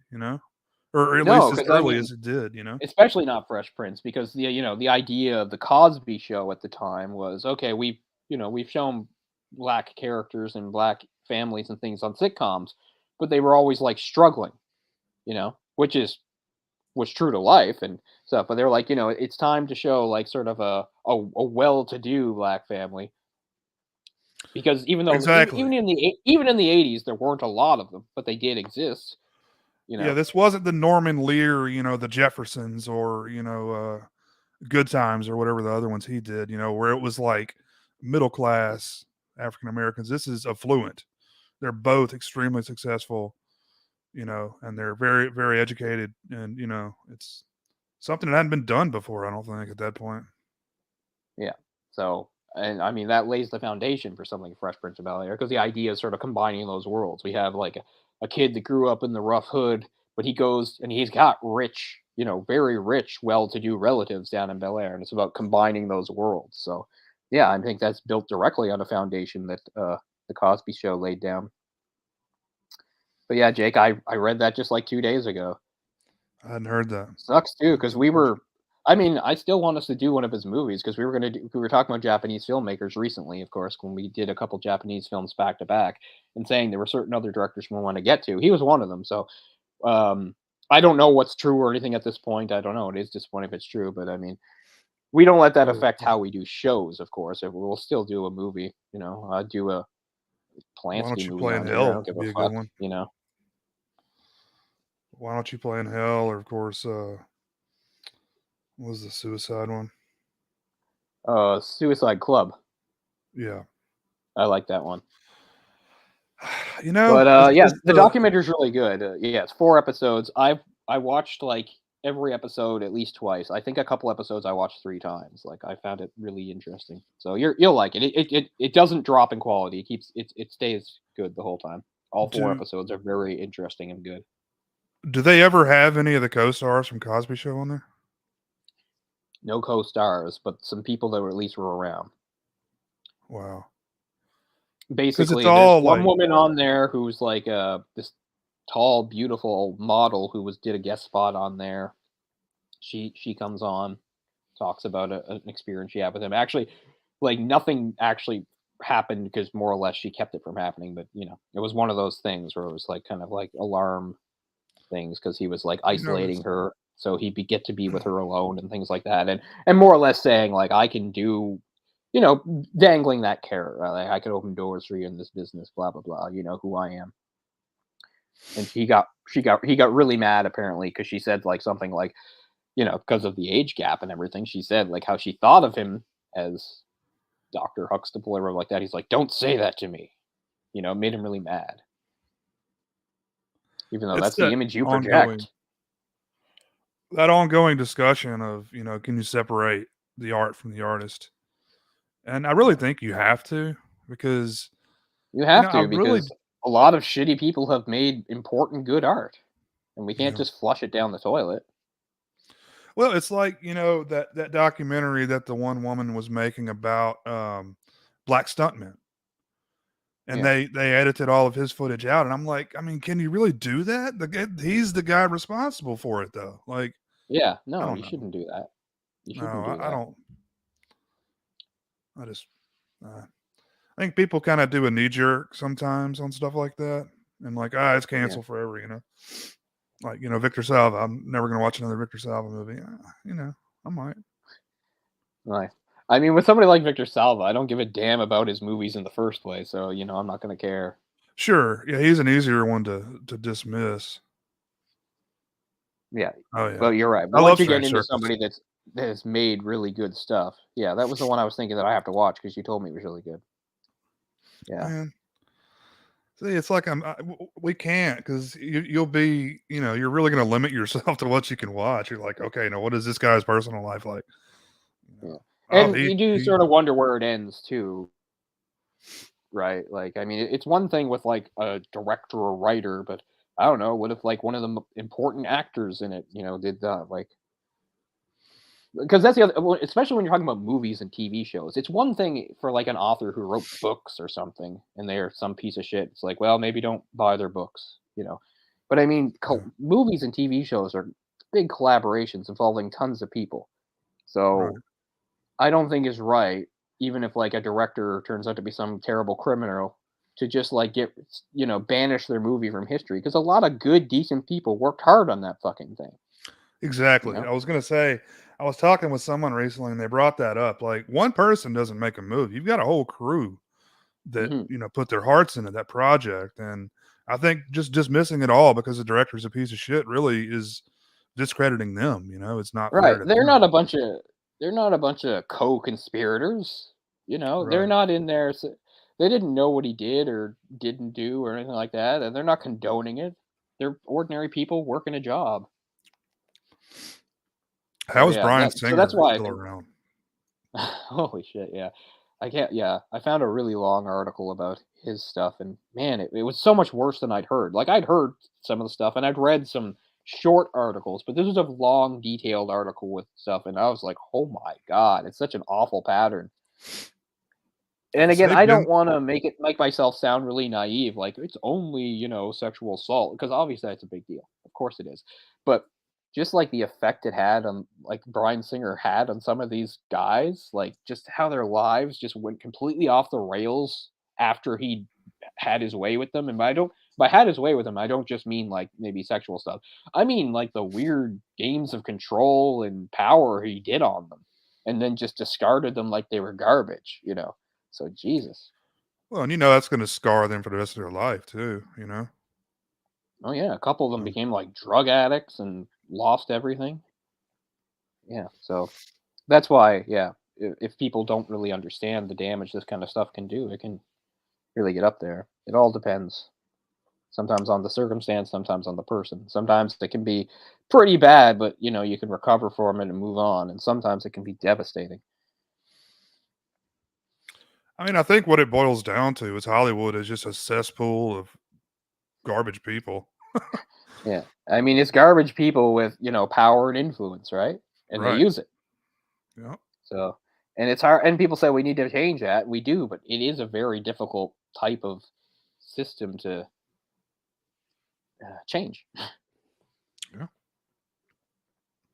And they say, and I mean, sometimes people throw out answers that seem a little too simple to me. Not that I'm against them, because people say something like, more women in power. I'm not against that, no, but I'm not going to pretend that just fixes everything either. But if I said something like that, they'd think I was sexist or against it or progress or something. I'm like, no. But I just mean sometimes I think we're oversimplifying things if we say something like that. Like the solution is this. Um, I don't think that's the answer to the problem. Just giving someone something because of said characteristic, like mhm. I don't think that's going to solve the problem. But yeah, It may I put a mean, we've had band-aid this on the discussion. problem for a minute, but Yeah. I mean, we've had various discussions of this a lot in the last couple of years because it's come up so much in stuff that we talked about. And of course, I recommended you watch the Cosby thing because I knew you'd like it. It is very informative and very well done. Yeah. yeah. I mean, even if we said, okay, we're going to bury that stuff for now, how many more shows do we do before something new comes up and we have to talk about it again? Probably not too long. You know, Either something new happens or some old stuff comes to light. That keeps happening. Well, like let's say like John Carpenter gets canceled because of whatever, just as a, Yeah. an example. Like, do we need to go back and delete all of our episodes with John Carpenter movies? I mean, like, where do you draw the line? I mean, I would think not, right? Because I mean, one hand, we're just talking about the work. The second hand, even if we said something like, "I like John Carpenter, seems like a cool guy," it's like not. Well, we didn't know, did we? Are we personal friends with Yeah, John Carpenter? Do we know everything he did? No. So I mean, I don't think so. Like, so if anybody wanted to be smart about that, like comment that like this is aged poorly or something like that, I'd be like, "Fuck you," We're not privy to this stuff. We're just ordinary film right. fans I'm just trying to saying, get like, through. that's the knee jerk that I'm talking about. Like, people would expect you to do that. But it's like, I'm really not going to fold to pressure like that because No, I I don't agree won't with either. it. No, no, I wouldn't do that either. We did a Polanski movie on here. May do another Yeah. one. Yeah. That's not us I like Roman condoning Polanski. Polanski or, you know, that's you not know, us saying everything he ever did. Like, and I think that's the other exactly. thing too. Like, even if we're talking about people that haven't necessarily done anything criminal, I mean, everybody's probably done something bad at some point. So it's just like, are you going to find a Of movie course. where you can guarantee that every single person that contributed to it has led like a Yeah, a blameless, fault-free life? I've like heard the people vet, get the mad entire because crew. like, yeah, I mean, I can remember people being mad because, like, some convicted sex offender had, like, some small job on a movie once. I was like, well, for one thing, he's a convicted sex offender that, under the law, went to jail and paid a price, and now he's labeled as a sex offender and gets to live with that. And I don't know if he's changed, probably not, but maybe he'll keep his nose clean at least because he doesn't want to go to jail anymore. But you're just saying, like, what? He can't have his small little boom mic operator job in this movie. It ruins it for you. I'm just like, well, good luck finding a movie where everybody's hands are clean, type thing. hmm Yeah, people make mistakes. I mean, I'm not condoning any of the stuff we've talked about here, but Yeah. like Brian Peck from Return of the Living Dead. That's Who's probably one of that? his most popular roles. He was one of the punks in that movie. I don't know if you've seen it. Oh, Um, I've seen it. I know Return of the Living Dead very well. um, I just don't know what he did. I forget his character's name, but anyway, he was a convicted sex offender, yet he was still working on like Nickelodeon shows with children. Yeah. See, I understand that. That's a Yeah, problem. that's a That problem. shouldn't that shouldn't happen. Yeah, I get that. So I want people to understand you have to separate things. But I'm talking about the ones that are following all the rules. I'm not saying we're supposed to love them or feel sorry for them. I just mean, you know, you can't just I don't know. I guess some people want to just shoot them and drop them off the pier or whatever. But anyway, yeah. I But don't know the no, answer to we're that not problem either. we're not gonna go back and censor or change anything that we've done on this show. I'm even me, like I'm not happy with every word that ever came out of my mouth. And if somebody wants to point out something that they think is truly wrong or offensive, maybe you can convince me of it, and I'll at least apologize. I don't know.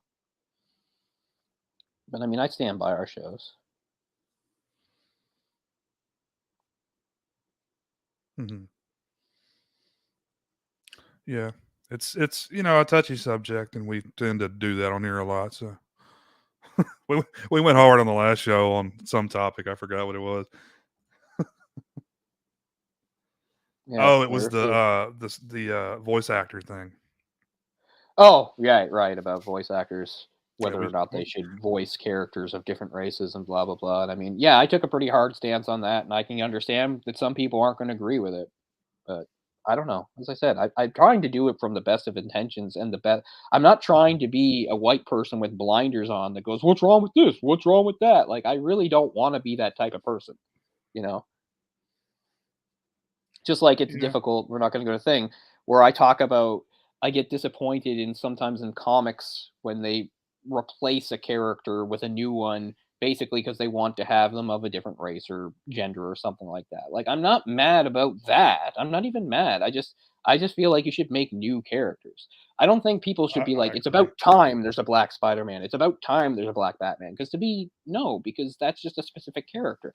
I understand saying it's about time there's a black or Hispanic or whatever mainstream hero, but you don't do that by just putting him in a costume of a previous character. I feel like you make new characters.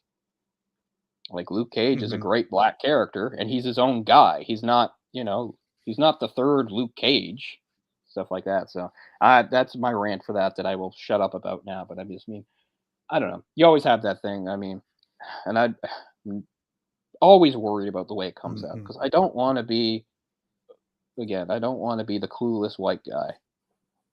You know, that's not who I want to be. I want to be the white guy that listens and tries to understand other people's perspectives and points of views and experiences. You know, I really do. So something we all That's have to work on, and we all try to improve.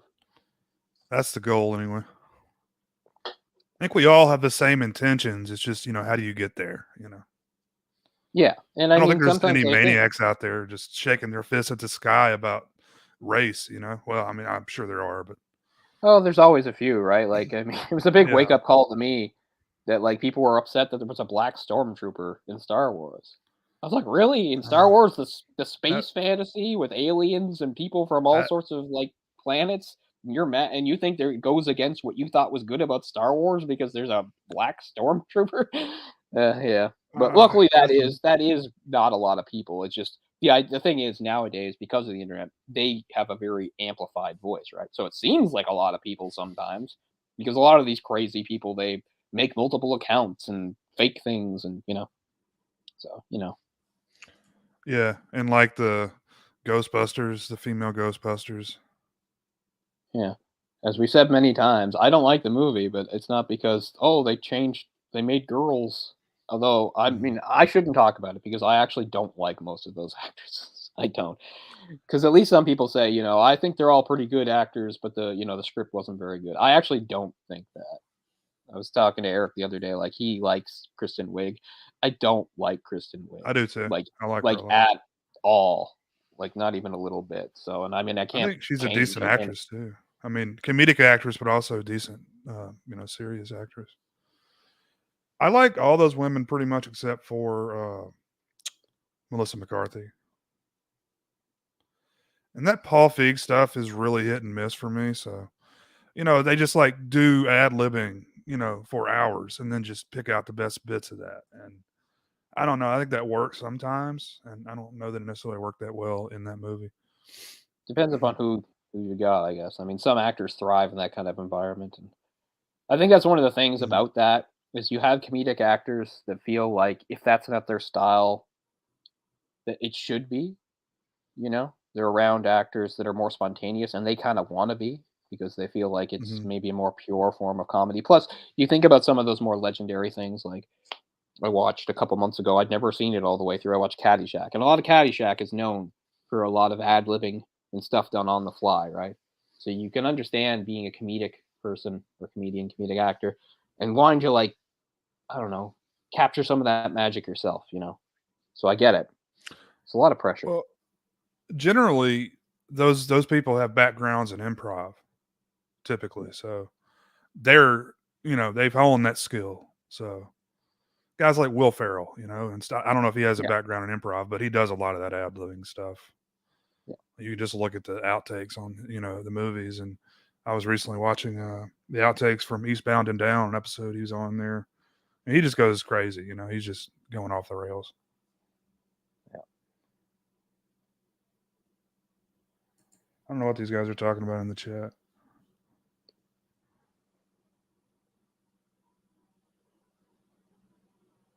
Sorry, I'm just trying to catch up on what you guys are talking about. I know that's from music. Yeah, there you go. I've already kind of purged Well, it from my memory because I don't. It's hard for me to even remember what I didn't like about it because like I watched it and kind of was just like shook my head and I forget a lot of it now. well, I would say Like I the can't really funniest parts of remember the them. movie. Sorry. I was just saying I can't even really remember. Most of the jokes I remember were like about how Chris Hemsworth was hot but stupid. Yeah. That's what I remember. Well, it's like the best jokes in the movie were in the trailer also. So Well, that's like every like comedy nowadays, I think right? when she I forget her name. But she Leslie slaps Jones. somebody and like the get Jesus out of you, or whatever. The power of Christ Yeah, compels you, or some shit. I don't remember what it is, but yeah, that that's was Leslie probably the Jones. funniest Yeah. part in the movie. Yeah, that's like every comedy for the last 10, 15 years. Like if it has any good jokes at all, they're all in the Well, preview. So if you go to I see the mean, it's movie, just you know the rest won't be as good. And the best joke you're already anticipating, and you're like, oh, here comes the actual good joke that I've already heard. You know, so you're right. not going to be surprised and delighted. Like you're just waiting on it. Like who wants that? Are people that stupid that they're like, tell me what I'm going to see before I see it? Show me what I'm going to see before I see it. Like it's all trailers. I mean, it's horror films. They I know. I show all hate the those. best scares in the movie. They show them in the Yep. trailer. Yeah. I mean, to me, the best way to get somebody to see a horror movie is to make the trailer vague as fuck. Right. Because you can't even tell if it's a good or bad movie. You have to find out for yourself. I Like think the that should new be obvious Jordan with Peele, horror. the new Jordan Peele movie. I think the I original watched the teaser. trailer for that, and it was the long trailer. It was Right. like 2 minutes, and I have no idea. Right. It's a movie, and there's horses, and something weird's gonna happen. I So think I it's guess about that aliens. I would, think. yeah. It's a long trailer, and I have no idea what's going on in that movie. So good job, What's Jordan that Peele. called? I guess I don't remember. Um, Not woke. I know it's one word. Anyway, it What doesn't is matter. woke? That sounds familiar now that you say it. I can't remember.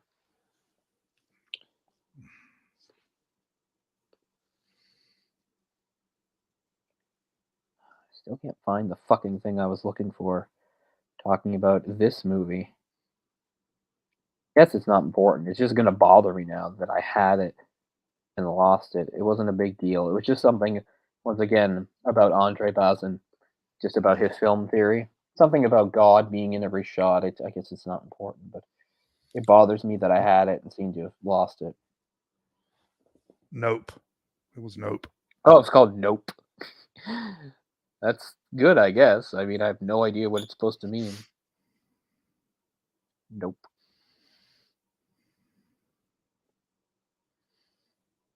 I'm not going to touch this topic. Oh, wait, what? Missed it.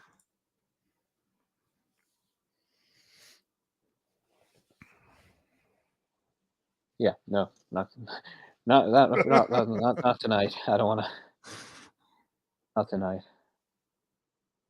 Uh,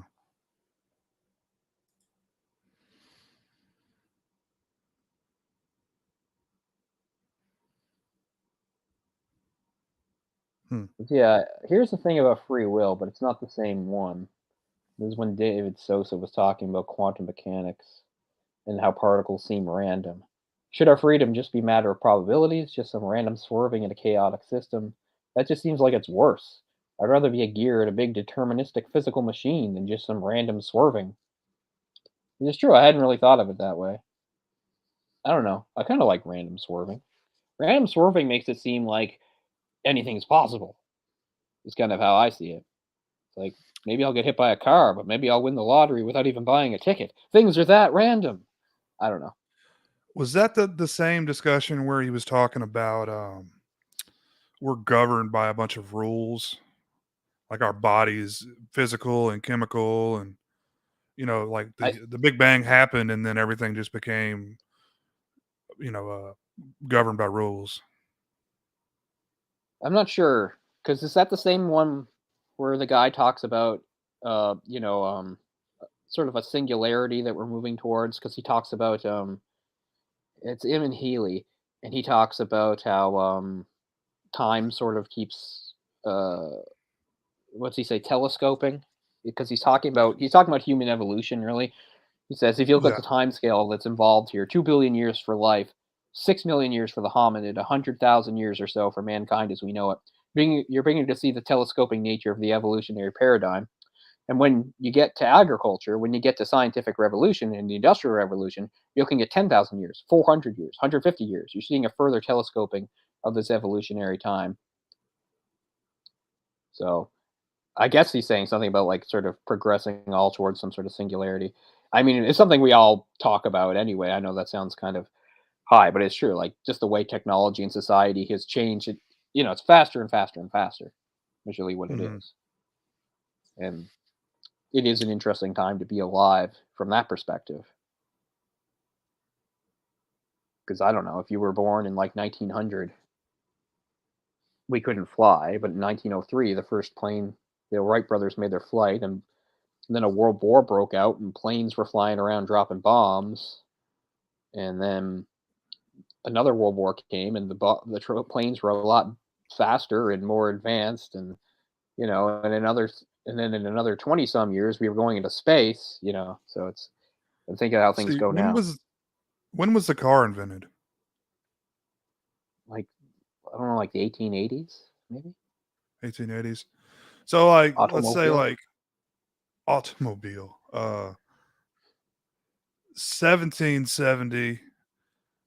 I mean, like 1870 was probably like pretty similar to 1770, right? Like there wasn't a whole Right. lot of leaps I and mean, the bounds world had the technologically. world had changed a lot and stuff, but not nearly the way it would from 1870 to In 1970, right? the past 100 years. Yeah. I mean, we're like, Yeah. we were in the dark ages, man. Now we're, everybody has a computer in their hand. Mhm. Thanks to Well, aliens. obviously. Eh, I can believe it, but who knows? One of the Have you ones seen I the newest? Well, you don't watch TV shows, but you should check out the newest season of American Horror Story. I think you'd like it a lot. yeah, I've never watched any of those. I should. It goes Not that hard you into need like more shows to watch, but I watched the first show about the Lakers. I thought it was going to be a documentary, but it's a show. yeah, Speaking of yeah, John that's C. on my Riley's list. in it as the guy that does it. Yeah, you'll like it. That's on my It's a list for little sure. obnoxious in its delivery. It's full of like weird asides to the camera and kind of weird, kind of trippy thing, non-realistic things happening. But I get it. Like I've seen that style before. I don't mind it. But I don't know. I mean, I know it's all true, but I don't know how much of it has changed because there's a part like because it's about Magic Johnson, of course, getting drafted first overall by the Lakers. And then the whole thing is, he was a phenom at college. He was the obvious choice for first overall, but it's like, is he ready to jump right to the NBA or should he go back to college? So it's like about he's sort of struggling with that. Oh wow, And I didn't even realize he did that. he's at some big like LA party, sort of being introduced to everybody. So, he's gonna be that.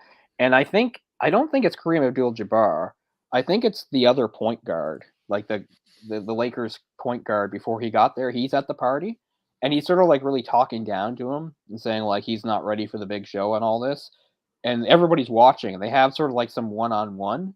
and he just completely schools and dominates him and makes him look like a fool. Like, I wonder if that actually happened. Was it a white guy? Or no, not a white guy. I'm not sure who it is then. I don't like the Lakers, so I'm not really familiar with. I did like the Lakers when they played the Bulls in one of their playoff or one of their final games. I was pulling for the Lakers then, like that was like in the 80s, I think, like late Yeah, 80s. that was sort of like a shifting of power because they had been the powerhouse, and then the Bulls had Jordan, and Jordan was on another level. Have you seen that? I mean, I know you're probably not a big basketball fan, but have you seen The Big Dance or no, The Last Dance? No, I know what it is though. That's an The amazing one that got me documentary. interested, yeah, I'll have to watch it. The one that got really me, I've talked about this before, but we'll go back a few years. So the one that really got me interested was they did a 30 for 30. Was he a pacer? Who was the guy? I feel like he was like Indiana. Is that right? Reggie Indiana Miller Pacers. Reggie Miller. It was about Reggie Miller's insane playoff performance in the 90s, right? with Like the the most Knicks and clutch stuff. Yeah. performance ever. Yeah, with the Oh Knicks. yeah. And I could not believe the amount of interference from a film director, Spike Lee. Like, Spike Lee was a grown man, a well-known filmmaker, and his behavior during that series was bonkers. And I have no idea how he was not thrown out by security. He Like, should have been. he's losing his mind on the sidelines, bouncing around and screaming at Reggie Miller, going, Reggie, blah. Like he's like, are you serious right now? I don't care who you are. You're a spectator at a game. Sit down and shut the fuck Yeah. up and watch the game. Like, you can yell and cheer and boo, but I couldn't believe it. It was like this private battle of wills. Reggie Miller's an athlete. He's playing the Knicks. Those are his opponents, not some idiot loudmouth. I couldn't Right. believe what Reggie Miller had to deal with, that he had to put up with this well-known film director for some reason bouncing around and screaming at him. I couldn't believe that shit. So that's another thing I respect about Reggie Miller. Not only was he clutch, but he was able to shut out that goddamn noise. So that was the one that really kind of got me interested in that sort of stuff. I mean, I'm more of a history person, so I like looking back on things from a story like that. But I mean, I like basketball in that way. But I just, I don't know. I'll sound ignorant. I don't want to come down on it. It doesn't seem as Yeah. intricate to me as like other sports. It seems kind of too back and forth. Like, there's not really much neutral zone play. You score all the time. Like, it's not even really that important. I mean, Well, it's not really a big deal to score. It happens like 6,000 times a game. But I mean, I'm not going to criticize. I'm just saying, like, yeah. But I'm sure there's intricacies that are beyond me. There's certain plays and things that I'm not thinking of. But to me, it's very back and forth. So I get it. You it can say, is. well, hockey, you're just trying to score on the net. I know, but It's hockey's got like power plays and penalties and like American football is a pretty slow sport. Like baseball is even slower. Like I like basketball because it is fast. It's fast paced. well, what I'll give basketball is like, yeah, it doesn't just stop every 5 seconds, right? It's not a bunch of Yeah. standing around. That's why I can't really get into football and baseball. Too much standing around waiting for the next play. Yeah. But I'll give basketball, yeah, it has a nice flow. You get the ball, you go out there, and it goes. That's interesting.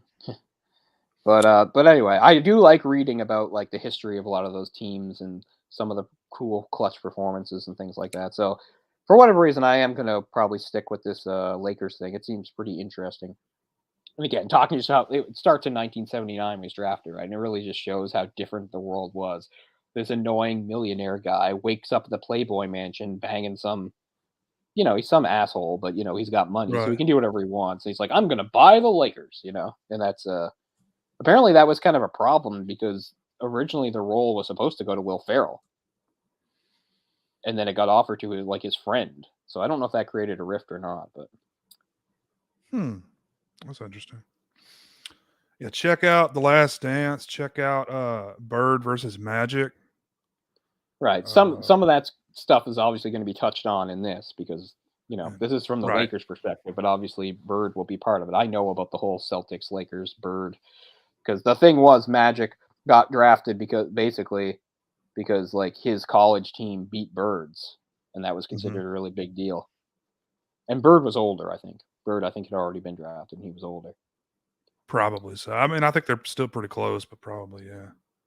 It's another thing that like reminds you of like how much things change in a short time in a way. Because Magic Johnson is 62 now, right? Now 62 is an older person, but we don't think of a 62-year-old as ancient or anything like that. But a big part, Yeah. because again I looked it up, of Magic Johnson's upbringing before he went there was that when he was like in his teens or whatever, and he was already recognized, as a somebody to watch in basketball. There was a school he wanted to go to, and he didn't get to go because his state was doing the like sort of like a forced integration thing. So he got bused to this predominantly white school that he didn't want to go to, and Hmm. he said like it was really important because it helped him like learn to deal with that kind of stuff. And it's kind of thinking it's like wow, you know, yeah, right, because that would have been like just like the mid to late 60s, and stuff was changing. So yeah, Exactly. Yeah. he's only 62, but yeah, he was around for some of those big social changes, and obviously grew up dealing with a lot of racism. It's interesting, he had a quote there saying like, it helped me learn more about white people and how to deal with them. And you think that is sad, but I get it, like it's necessary, that somebody has to grow up Yeah, to learn how to deal with another race instead of just, everybody living in harmony like we're supposed yeah. to, because that was the reality he faced. Yeah, he grew up So that's pretty literally in interesting. the height of the civil rights era when things were changing Yeah. and people were getting assassinated and, just a lot of bad stuff Yeah. that, led to something Yeah. good, but Right, he comes out the other side as a prominent black athlete who makes a lot of money, something that would right. have been inconceivable just a little while before that. And he beat AIDS. Yeah, that's quite the story itself. Actually, that's how the show opens, and then it flashes back. It opens to, like, him finding out in, like, 1991 his diagnosis, and then it just flashes back. Because at first I didn't even Yeah. think of that, so I was like, "Wait a minute," because it says, like, Yeah. 1991, it shows, like, a hospital, it shows, like, a kid playing a Game Boy, I'm like, "This can't be right," but yeah, it's one of those, "Okay, now we'll flashback" type things. AIDS So was yeah, so crazy back then, like, people didn't know about it? That was yeah, well, like Anthony and that's Fauci another thing, was on the case. he was a big part of it. In that Well, because he helped make not he helped bring awareness. I'm talking about Magic Johnson. He helped bring awareness, and he also helped change the stereotype where people are like it's a gay disease and straight people don't yeah, have to be or So he helped that, and he yeah. dealt with his own prejudices because a lot of people were mad that he came out by even saying that he had it.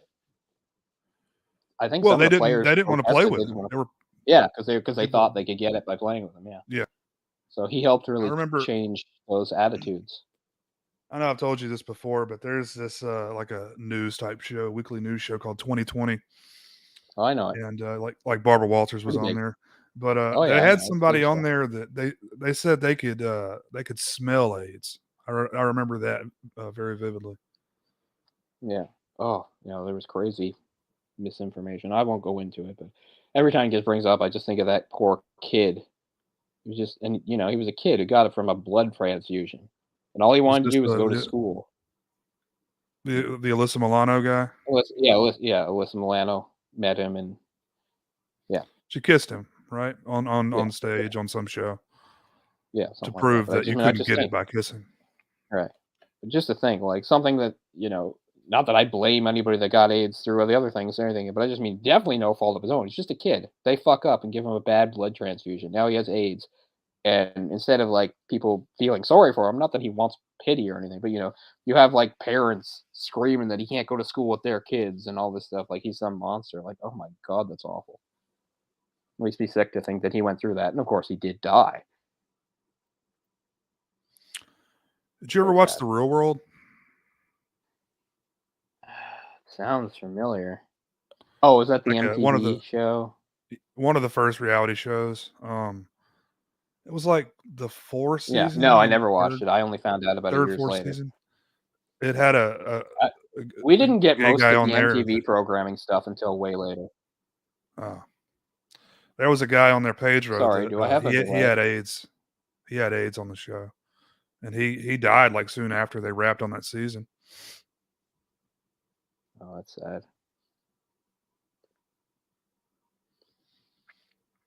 This is probably a little later, maybe 93, 94. And we did get MTV stuff, but not that early.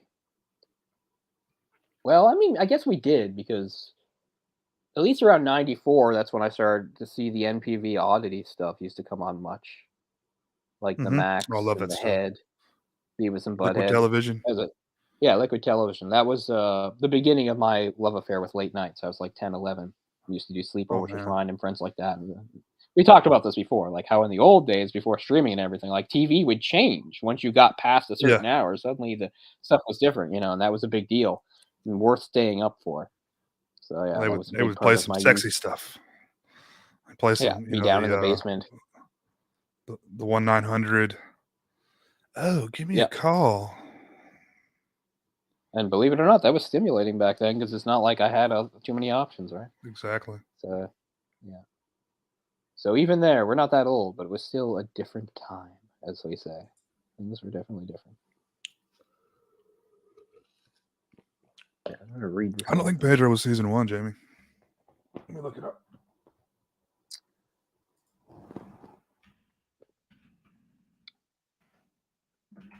Speaking of, we mentioned one of the contemporaries of that generation being for directors being Quentin Tarantino. The guy who tells the story to the bartender about how this guy came after him with a knife, he had to shoot him, and then he takes out the gun and shoots him. Like apparently he is like he has some sort of association with Martin Scorsese, and apparently Quentin Tarantino borrowed some of his stories and put them in Pulp Fiction. So I think that's kind of an illusion there, is that the guy tells stories. Yeah, I don't know, something like that. It's interesting because we were talking. I forgot to mention it when we were talking about the mood whiplash and how scenes change and change. Last thing you expect is somebody to like shoot somebody, but suddenly he's just like the guy's like, "Why don't you pull the trigger and find out?" So he does. He manages to get Yeah. up just so he can shoot the guy back, and then they're both dead. You're like, "Whoa!" So yeah, a lot of stuff can just really happen out of nowhere. Although most of it isn't like that. Most of it is just dialogue. So I think that's what makes it all the more jarring. In a movie that's so dialogue heavy and mostly just discussions and rants, suddenly like a guy gets shot and then another guy gets shot. But it's brief. Not Yeah. that Why there don't you isn't some why kind of don't you action find stuff. out? Okay, I will. But I mean, early in the movie, our dreamer, the first time we realized that it must be a dream is because after he has the ride with again Richard Linklater, although he doesn't say much, and the boat guy in the boat, right? They let him off, and he finds the note that says "Look to your right," and he looks to his right, and he gets hit by the car, and then suddenly he wakes up. So that's the first time we see him wake up and like, oh, that was a dream. And again, the very first discussion he's part of, or not even really discussion, is the guy in the boat. But that's much not nearly as esoteric as stuff would become. He's just saying kind of ordinary stuff. He's saying, what's he say? He says, it's like we all start with a box of crayons. You might get this box or that box with this many, but it doesn't matter. It's about what you do with the colors you have. Stuff's going to get a lot more high concept than that. Yeah. Yeah, the boat I mean, car. What was speaking the of weirdness, maybe the weirdest one is that one of those speeches is given by a chimpanzee. Yeah. Apparently there's a Kurt Cobain Wait, sorry, swinging his guitar I blipped around. out. Kurt Cobain is in there. There's a few other references and things that they show during that Oh, you mean the speech. movie the movie he shows? Mm-hmm.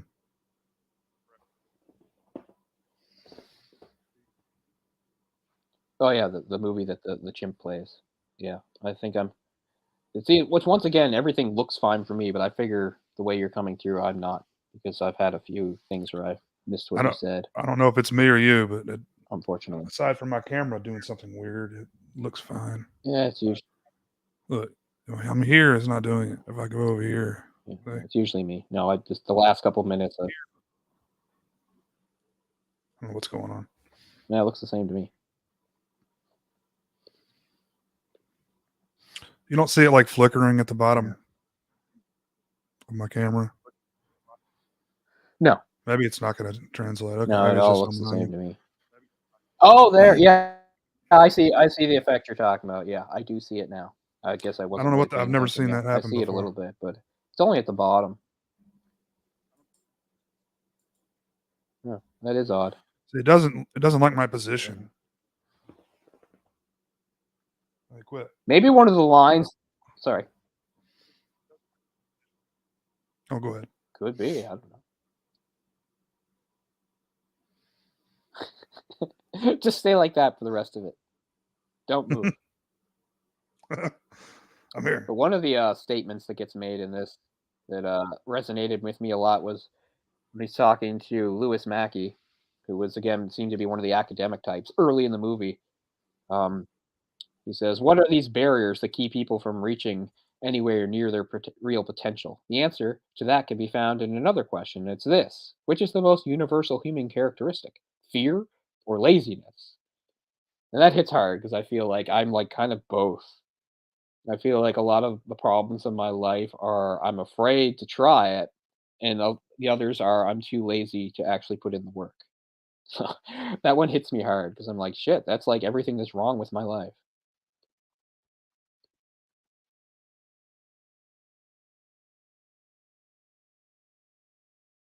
Honestly, the Alex Jones rant is very good.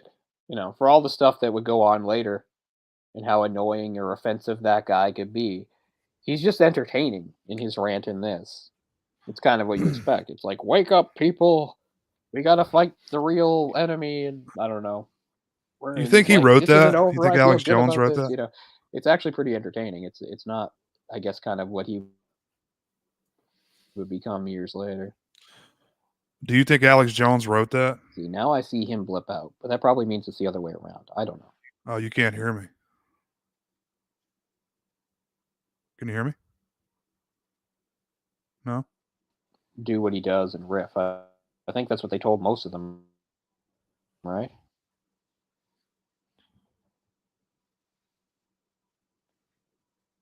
I can Can you now. hear me now? Yeah. Can you hear me? No, we're having some Okay. issues here. Yeah, For me, I it was shows you asking, do you blip think out entirely. I think we got a delay. Yeah, I can hear you. Do you think Alex Yeah, Jones that's wrote what's that? been happening. I don't think he so much wrote it as I think he just did it off the top of his head.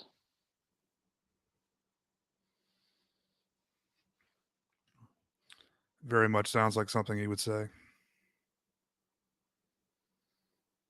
Wake up, people. Yeah, that's what I think most of these. Yeah, that's what I think most of these speeches are.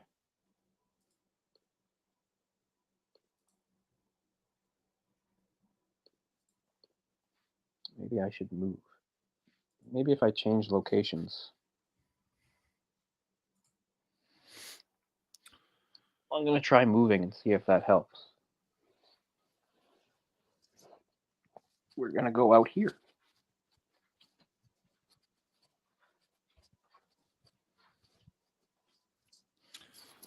The suspense is killing you. There's the movie.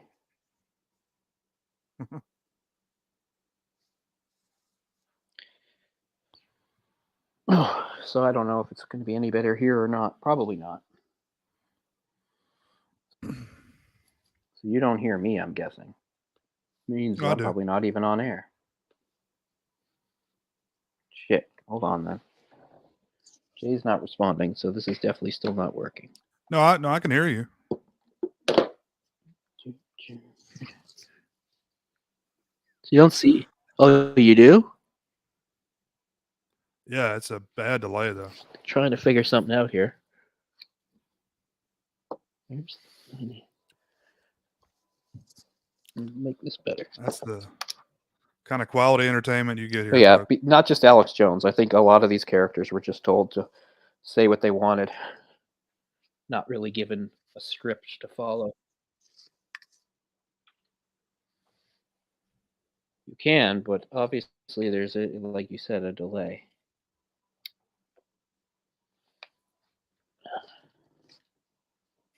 Fuck, there goes the camera too.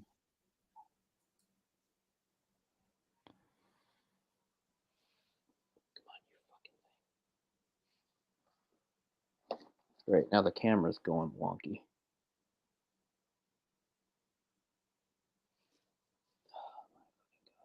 Oh, there we go. There it is. Okay, There it is. let's try this.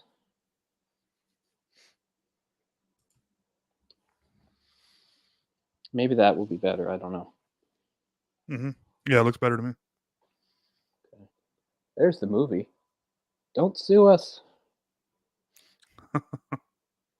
Remember that part? Guy that Yeah, the immolates himself.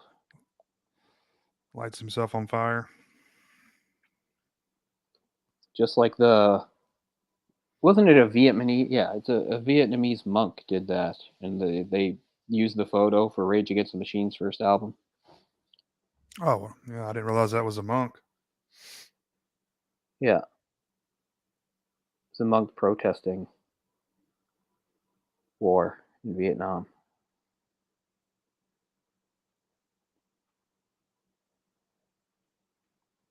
I always wonder about an act like that. You lead your whole life up to it, and you're willing to end it to make a point.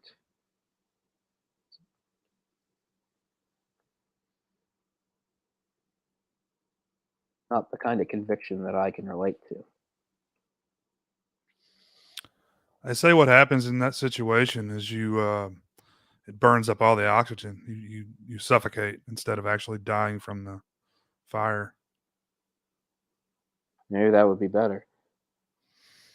Yeah, I also think sounds that when unpleasant. people are burned alive, it's so much pain that like it's overridden, so that like only for a few seconds is it awful pain, and then like it's like your nerves like kind of stop working, so you don't register the pain anymore. But that's more like a theory, I think, than anything proven. Speaking of theories and that, they talk about that too. They talk about Tim Leary, and this is something he said, like Tim Leary saying he was looking forward to his death because it's theorized that for at least a few, maybe even a few minutes after you're fully dead, like you still have might have brain activity, so that you might still like sort of be conscious. Hmm. They say something like that, like him looking forward to that, like because maybe there's some kind of moment of clarity in it, being dead. I don't know. It's interesting though. Just the same thing too, like when they talk about like if somebody's decapitated, we don't know the head might actually live for a couple even a couple seconds and see the body. Like an interesting thought. It's not something that I don't think can be proven. Like Like I don't know how come flatliners or something. yeah, how come chickens can survive without their heads for a while? I think it's That something is about their nervous systems are not as complex as ours are. Something like that. it's crazy. Like reptiles are the same way. Of some fish, Wow. I mean, without a head.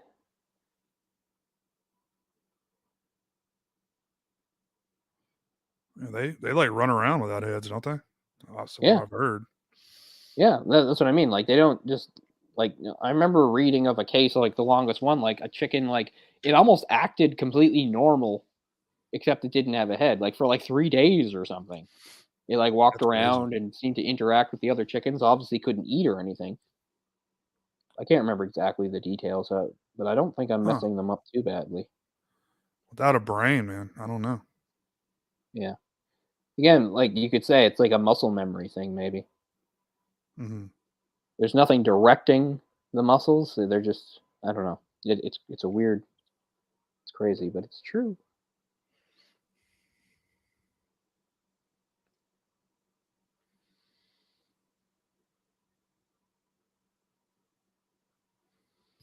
I can't find it, but I do have Richard Linklater's film Waking Life features a discussion between filmmaker Kaveh Zadi, who I looked up, who's a weird guy that had an addiction to prostitutes, and poet David Jewell regarding some of Bazin's film theories.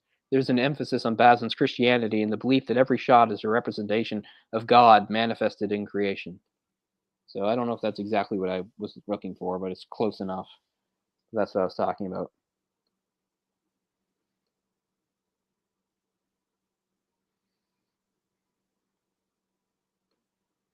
I'm just trying to remember some of the other ones.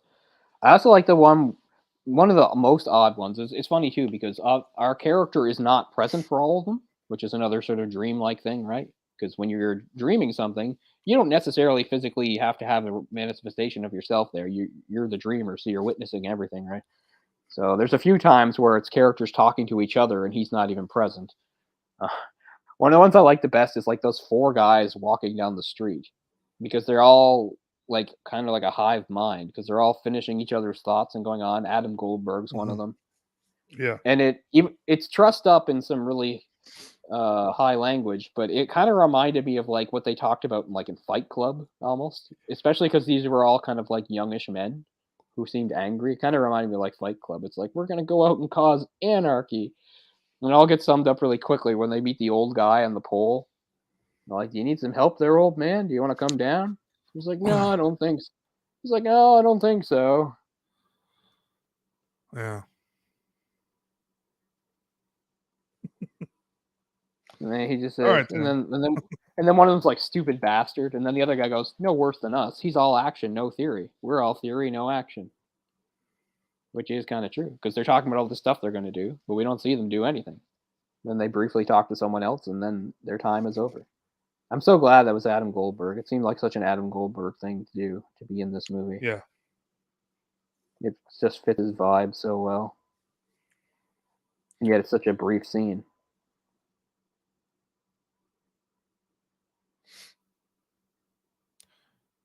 Yeah. He was great in Fargo. Yeah, he was. The show, yeah. Yeah, he's good. He's a good comedian, but he's a good actor too.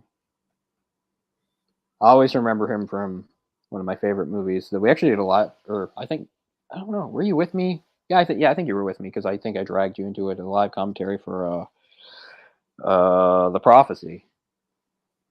Oh yeah. I think he's so funny in the Prophecy. He's just some dead guy that Christopher Walken won't let die, so he can make him do stuff for him. Like he's like, "Hey, if you were a soul, where would you hide?" Adam Goldberg goes, "The hell away from you." Good stuff. That is my favorite Christopher Walken role. I'm not kidding. For people that don't already know that, as the angel Gabriel. I realize that movie's a bit cheesy, but I love it. Yeah. Elias Koteas, Again. who we talk about, yeah, who we talk about quite a lot on the show. Of course, most recently because he was in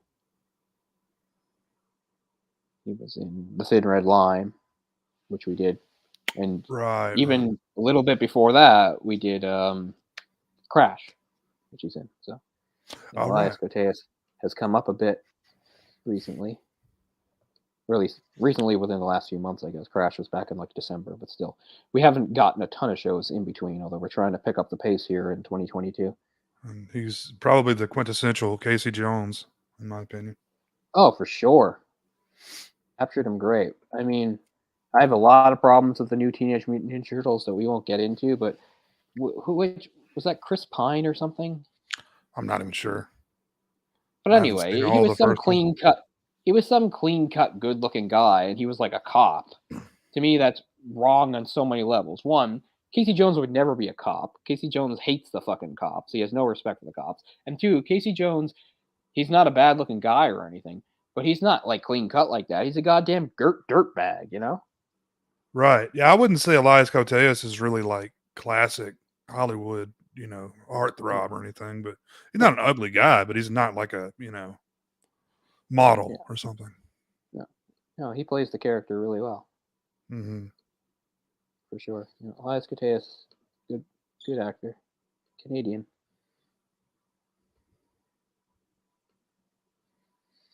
Well, yeah, what a weird. I was trying. I couldn't remember. So yeah, the dreamer in this, as we said, the guy and who was in also Dazed and Confused. His real name is Wiley Wiggins. That is awesome. I Yeah. like that He, very much. he's really only worked with Linklater, I think. I mean, you go and look at his IMDb and it's Yeah, just all Linklater or Linklater, yeah, however it is. this is true.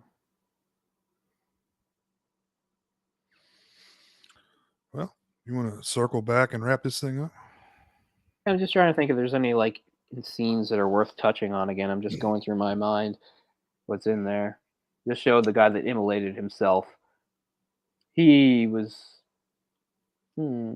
his was pretty on the nose. Just sort of talking about he does have an interesting point about the media because he said something like, the media is not really here to like really help us out when it comes to anything bad that they report. It's more about getting us used to it, so that we become numb to bad things. It's like, which kind of feels like that sometimes. But maybe that's not fair to say on the media. It's just like the world has so much tragedy and bad stuff happening that it feels like no matter how well you try to like report on it objectively and I don't know with empathy and all that, like it's so easy to get bombarded by these things and become numb to them. I Mhm. don't think we live in like a cruel, unfeeling world, but it is an interesting line because the fact of the matter is, it's like needed for like, of course, I think empathy is good and we all need empathy. And I don't like people that don't have any or don't have much or whatever like that because I do think there are people and you don't have to be a psychopath to not have empathy. Some people are just sort of selfish jerks, right? But I do think it's probably by design an important part of most human makeup that while we have empathy and we care about others, that it doesn't extend too far. And I don't mean it doesn't extend at all. For instance, bad stuff's happening in the world right now, like Ukraine and all that. And I am definitely, especially Ukraine, that's a bad example because I'm kind of personal. I have a personal attachment to that. But I just mean there's all sorts of stuff that happens in the world that does not have a personal attachment to you. And it doesn't mean you don't care, but you can go on. I'm just trying to say, if every bad thing that we knew about in the world affected us that deeply, nobody'd be able to function. We'd all Mhm. just be a mess. So I think that's an important part of our makeup. It's not like not having empathy or not caring, but something in us that like there's degrees of it because otherwise, yeah, you'd just be paralyzed. It's something I dealt with when I was a kid when I started to have my earliest sleep problems was I had too much of it the other way, where stuff that happened far away that didn't have an effect on me. I'm not saying I shouldn't have cared at all. People should care, but I mean, I cared about it to like an insane degree that it was like I couldn't sleep and it was messing me up.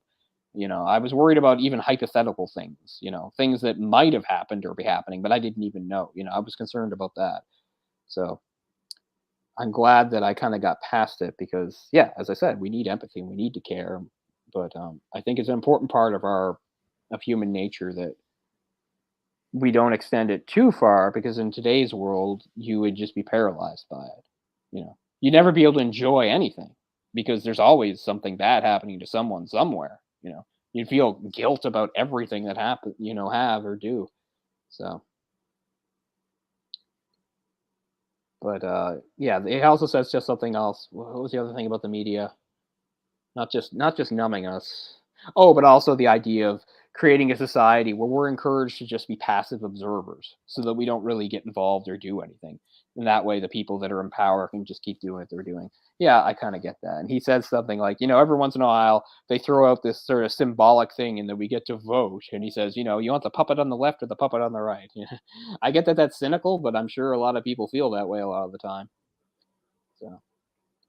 So yeah, that was the sort of angry guy that was walking along with our protagonist before he finishes off by making his freedom of expression. They go to a gas station. He fills up a can and then he borrows the match so he can light himself a flame, and nobody even pays attention. Really, it's sad.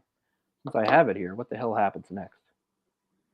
Let's see what the next scene is after this. He's burning. There's two people to the side who kind of look, and then they walk away. Falls over. So what is the next thing? Oh, more flying. So we seg into once again our guy sort of soaring over the rooftops. Where's he gonna land? I don't remember the chronology of this movie exactly, even though I did just watch it. It's I've seen it 3 times and I still get it all confused. Yeah, I mean, and that's kind of I'm sure again by design the whole point because it's easier to remember the events, a sequence of events in movies because one event affects another. This movie's not like that, right? Oh, the next scene after that is the Ethan Hawke scene. So it's one of the more subdued things. It's Ethan Hawke and Julie, what's her name, as I guess their Oh, yeah. characters from those movies. where they basically talk about the idea of reincarnation, which is something we talked a little about in our episode on Cloud Atlas, because Cloud Atlas kind of explores that idea. But what they say, I don't really get too much. I don't really understand what she's saying. Oh no, they're the ones that talk about the Tim Leary thing. Tim Leary was dying. He was looking forward to the moment when his body was dead, but his brain was still alive. They say there's still 6 to 12 minutes of brain activity after everything is shut down. A second of dream consciousness, that's infinitely longer than a waking second. That's what people say. And yeah, and she says something like, she would wake up, it's 10:12, she goes back to sleep and has a long, intricate dream. Then she wakes up again, it says it's 10:13. I mean, that's, I think, one of the most fascinating things about dreams is it changes our perception of time. But like for people that monitor brain activity and can tell when dreams happen, the average length of a dream is actually 20 minutes. I remember that mostly because, remember, speaking of the 90s, remember pop-up video? Mm-hmm. Yeah, remember they were doing a pop-up video for a song by Jewel. I can't remember which one it is, but it has that line, like, dreams last for so long, even after you're gone. It pops up. The average dream is 20 minutes. And I looked into it. They're right. Mm-hmm. It is. I was meant for you and you were meant for me. Maybe that's what it's called. Anyway, I'm not going to try to sing Jewel tonight, but you all know the one we're talking about. I like the Jewel song, Am I Standing Still? That's a good song. It's interesting because Jewel started out as a poet before she was a singer. And the poet featured in this movie's name is Richard Jewell. Or not Richard Jewell, that's David Jewell. And Richard Jewell was that movie about the guy at the Olympics. Yeah, my Jewel's mixed up. Anyway, there is a real Jewell, David Jewell, who was a real poet. It's interesting. Steven Soderbergh is supposed to play himself in this, but I don't remember when that is. Or do you remember? Not exactly. I do remember him being in there though.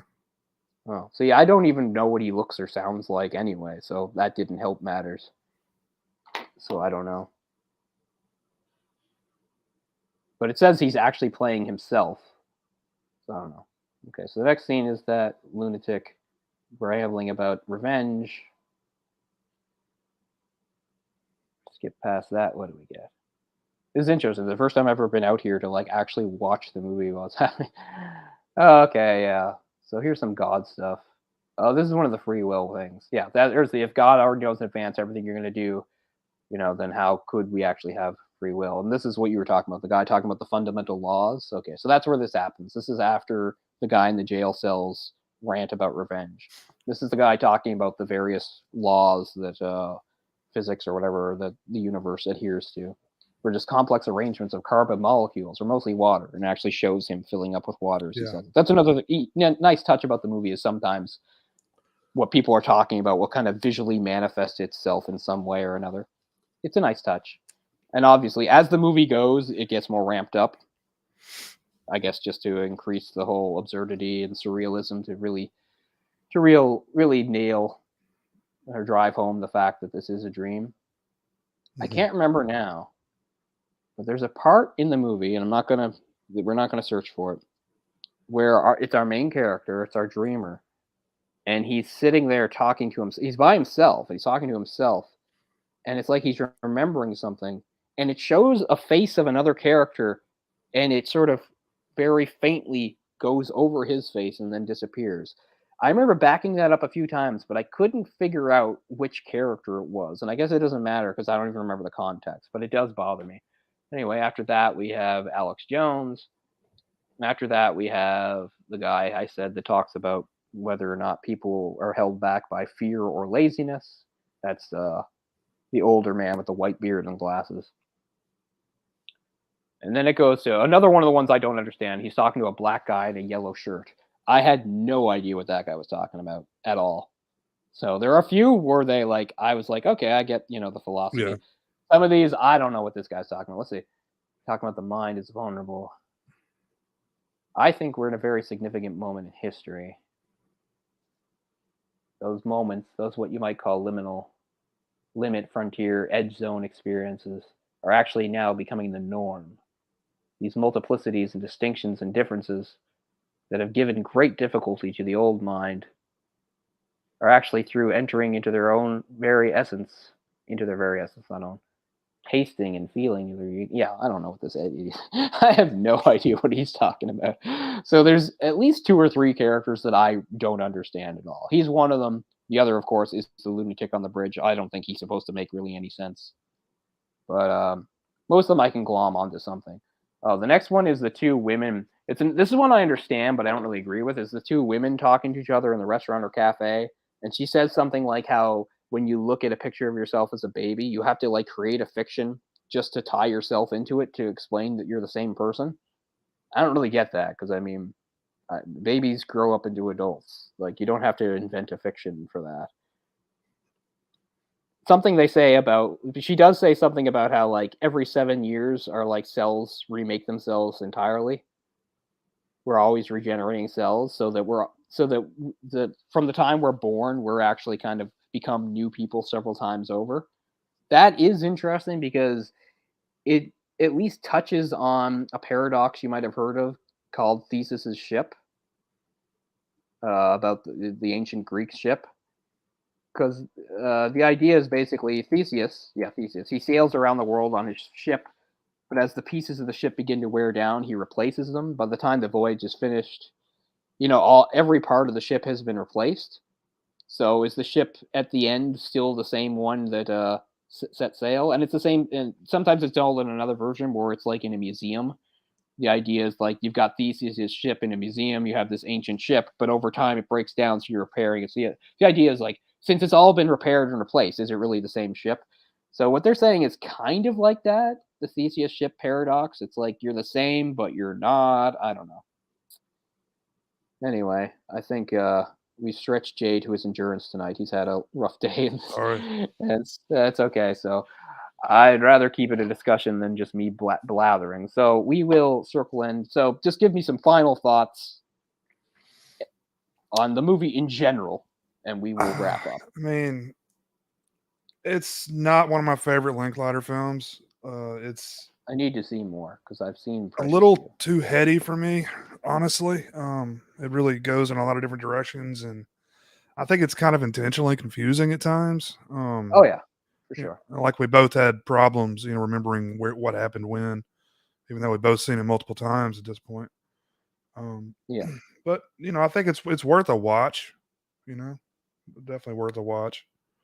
And I think a lot of philosophy students or fans of philosophy, I guess, would enjoy it. yeah. As I said, I've got that background, so there's a lot of stuff I recognize, and Hmm. there's definitely some more references and things. I wish I could maybe have time to get in there, but it doesn't really matter. But yeah, it's an interesting sort of. I mean, it is an experimental film, so it's definitely not going to be everybody's cup of tea. It's esoteric.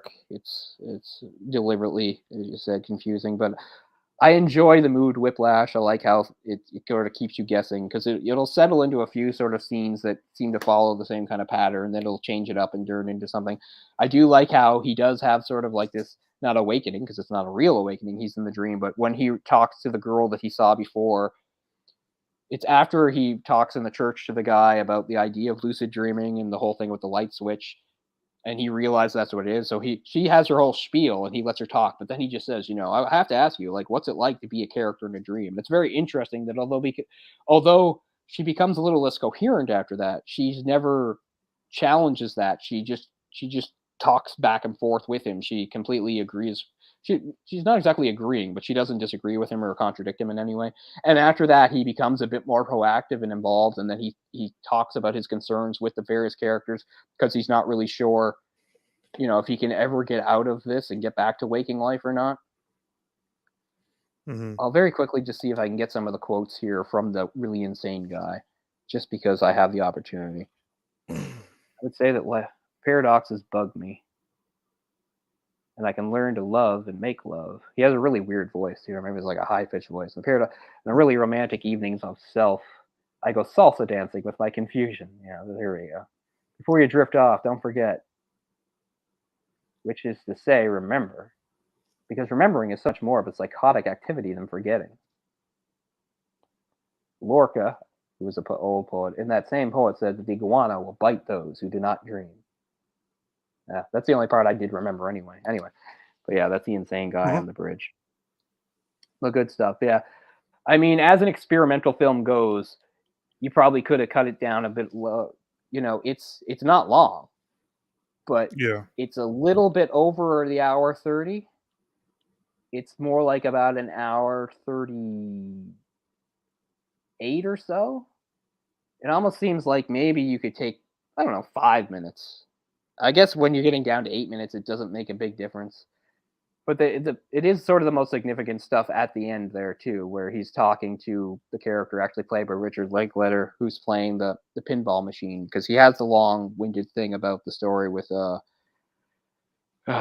with the writer Philip K. Dick, but it does tie in pretty well. And the last words actually spoken in the movie are what he says, because he says, like, I don't know if I can wake up, and he says, well, the last words he says are "wake up." He says, "Wake up," and then you get this instance where he doesn't actually wake up, or he goes back to the house from the beginning with the kid and goes by the car, and this time it goes in the sky. But I do like I like the book ending, and I also like that the last words spoken in the movie are "wake up." I mean, simple, but it's effective.